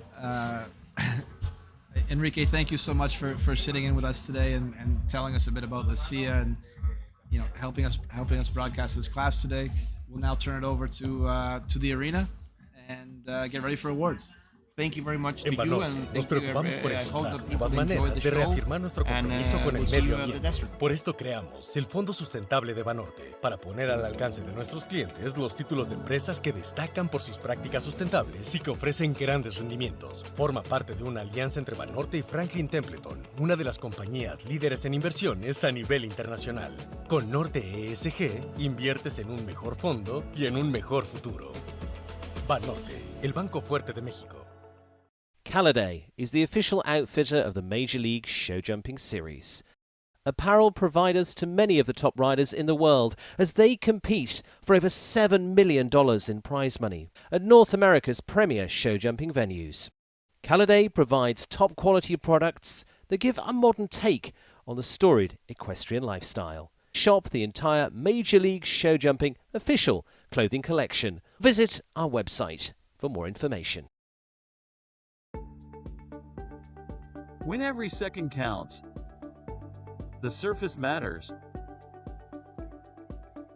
Premier Equestrian features Protex footing product and Auto Sport base mats. Mats absorb up to 40% of the concussion. Protex provides maximum stability. Premier Equestrian is the official footing partner of Major League Show Jumping. Contact us about your arena at premierequestrian.com.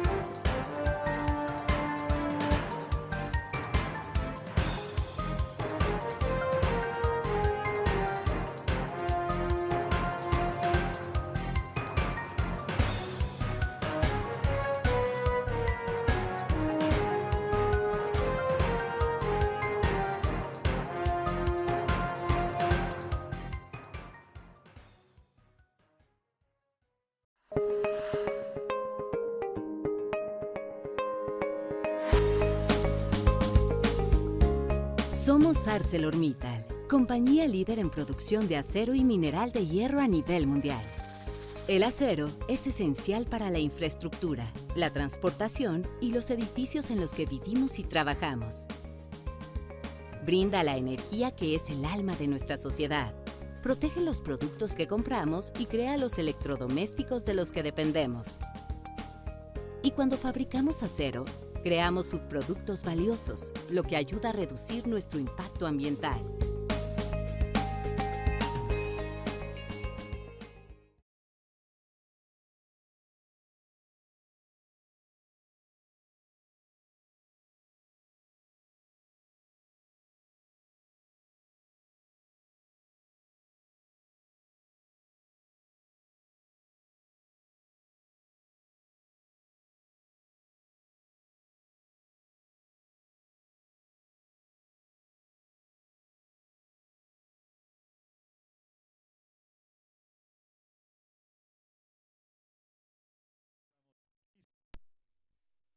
integrantes del equipo United y Daniel Bluman. Invitamos a los integrantes, a los tres integrantes del equipo United, Ashley Bond, Eugenio Garza y Daniel Bluman. Well, congratulations, a brilliant ride from Eugenio Garza in that final round as well to put them into the bronze medal position, but a team effort as always to complete on the podium, and for a team this season already with a win at Angelstone up in Canada in the early part of the year as well, in August too. So the team finishing in third, it is well done to AIM United. The team finishing in second, a very good battle once again, the team that lead the championship as they make their way over. The team in second, it is to the Eye Candy team, to Connor Swale, to Jacqueline Stephens, and to Paul O'Shea. Toca el turno acercarse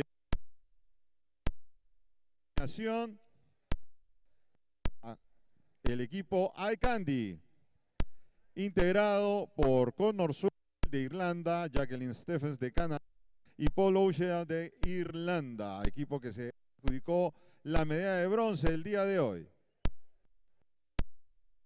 And making their way up then the team in the silver medal position, championship, and continue to lead the championship. It is very well done to Jacqueline Stephens, of course, to Paul O'Shea. And ladies and gentlemen, let's welcome in our winning team from this round, for the sixth stage of the Major League Jumping here at Monterrey La Silla. Fabulous competition, fabulous venue, fabulous spot once again. Our winning team, it is to the Roadrunners, to well done to Christian Heineking, to Caitlin Campbell, and to Kyle King.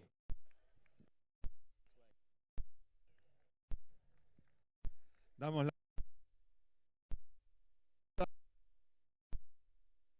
Christian Heineking, Caitlin Campbell y Kyle King de los Roadrunners.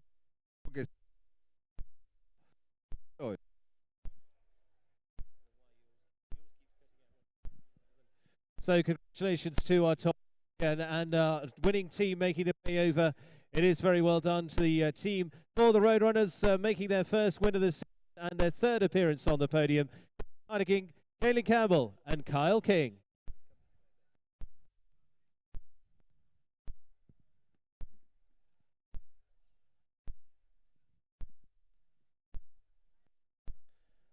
And as they come forward, delighted to welcome forward our presenters as well to make the presentations, and for our teams to step up in just a moment. Matt Morrissey, co-founder of Major League Show Jumping, alongside Kian White, co-founder. Of course, our hosts represented by Alfonso Romagarza La Guerra here of La Silla, to present to our top three teams and to come forward, present the flowers, to the medals, and all of the presentations, trophies as well.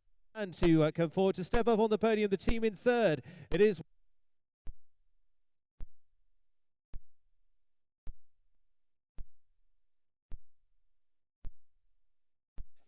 well done to the team in third, to Ashley Bond, to Eugenio Garza, and to Daniel Bluman.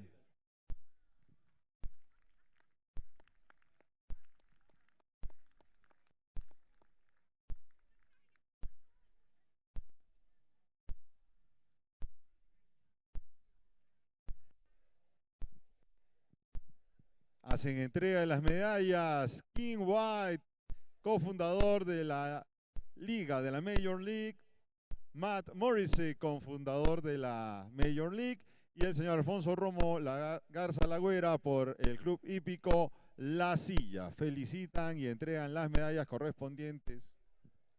Well, congratulations to our team in third. Our top team will dismount and get ready for the presentation. Congratulations, team in AIM United, to Eugenio Garza, to Blumen, and to Ashley Bond. Team to step up in second, well done to them, the silver medal position, and it is to Eye Candy, the championship leaders, with Connor Swale, with Jacqueline Stephens, and Paul O'Shea to step on the podium to finish in silver. En el podio en este momento los integrantes del equipo Eye Candy, que se adjudica la medalla de plata. Connor Swale, Jacqueline Stephens y Paul O'Shea reciben las medallas de manos del señor Alfonso Romo Garza Lagüera. en representación del Club Hípico La Silla. Asimismo, buquets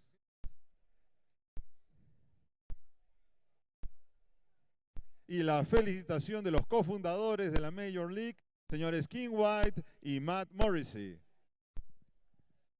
And of course, the presentation to our winning team. It is very well done to our winners here in La Silla. It is a first win of the season for the team, for the Roadrunners, for Christian King, for Caitlin Campbell, and for Kyle King.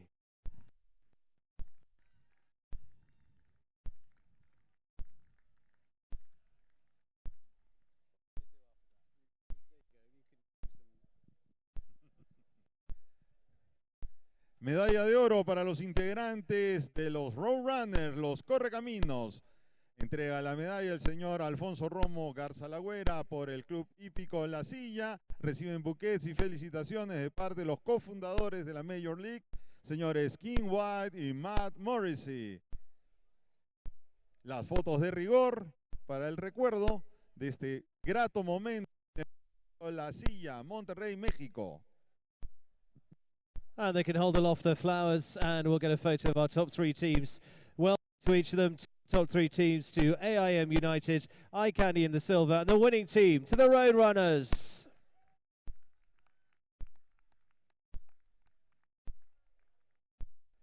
Beautiful. Our top as well.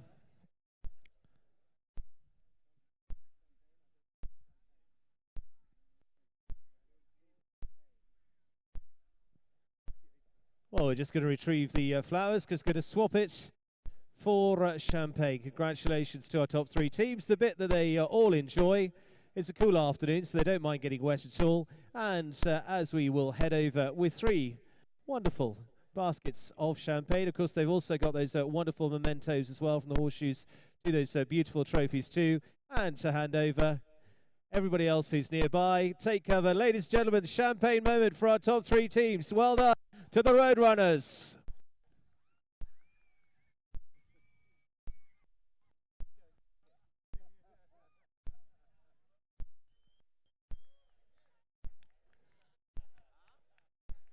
Well done to each of them.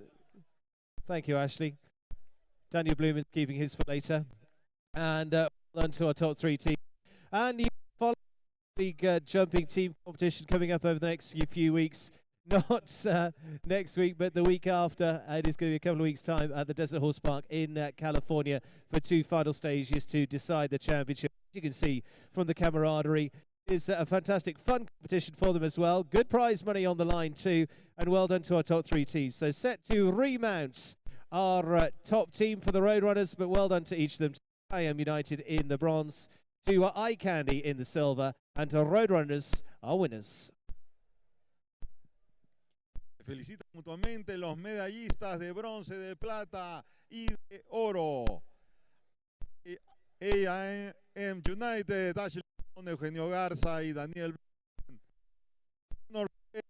Stephens y Paul Oshia. Tenemos 1, 2, 3.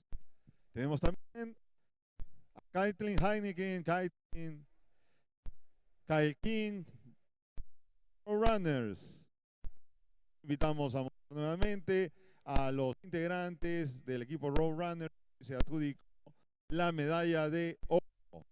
Vamos con la vuelta de la victoria a cargo del equipo de los Roadrunners. Los Correcaminos se adjudicaron hoy la medalla de oro.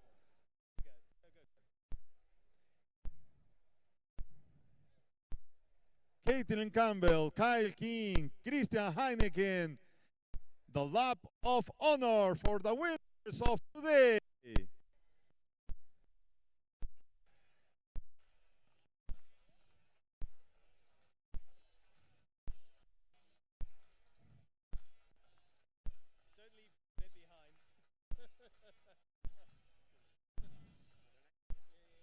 Fuerza los aplausos para los integrantes del equipo campeón. Medalla de oro para Christian Heineken en Cage Cento Blue, Caitlin Campbell, Kyle King. Fuerte aplauso para los tres integrantes de este equipo. Medalla de oro el día de hoy en el Club Hípico La Silla, Monterrey, Major League Show Jumping.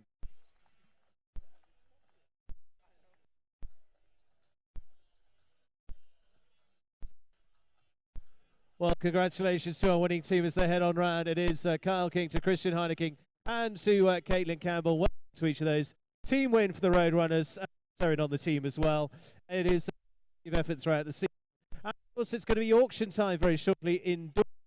And we look forward to seeing you there for that. Of course, some of the finest horseflesh that you're going to see anywhere in the world coming up for you in the auction this evening, as part, of course, the long history here in La Silla. But for now, it is 3 well-matured combinations. Congratulations to the team winners here for the Major League Show Jumping. It is very well done to the Roadrunners. Las felicitaciones a los integrantes del equipo Roadrunners, Christian Heineking, Caitlin Campbell y Kyle King. Se retiran en estos momentos los campeones de esta fecha de la Major League Show Jumping.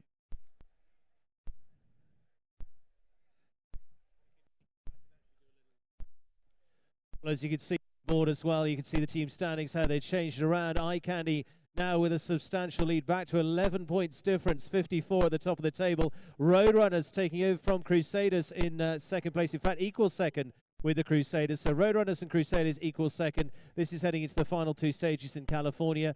Fourth place to the Lucky Charms at the moment. Fifth place to AIM United. Ottomy Warriors Devils there in the 6th, and in the 8th place, Blazing Sevens on 30. Con los resultados del día de hoy, el equipo de mantiene el liderazgo en la temporada con 54 puntos. Los Roadrunners, con su triunfo del día de hoy, suben al segundo puesto con 43 puntos y queda en el segundo puesto empatado.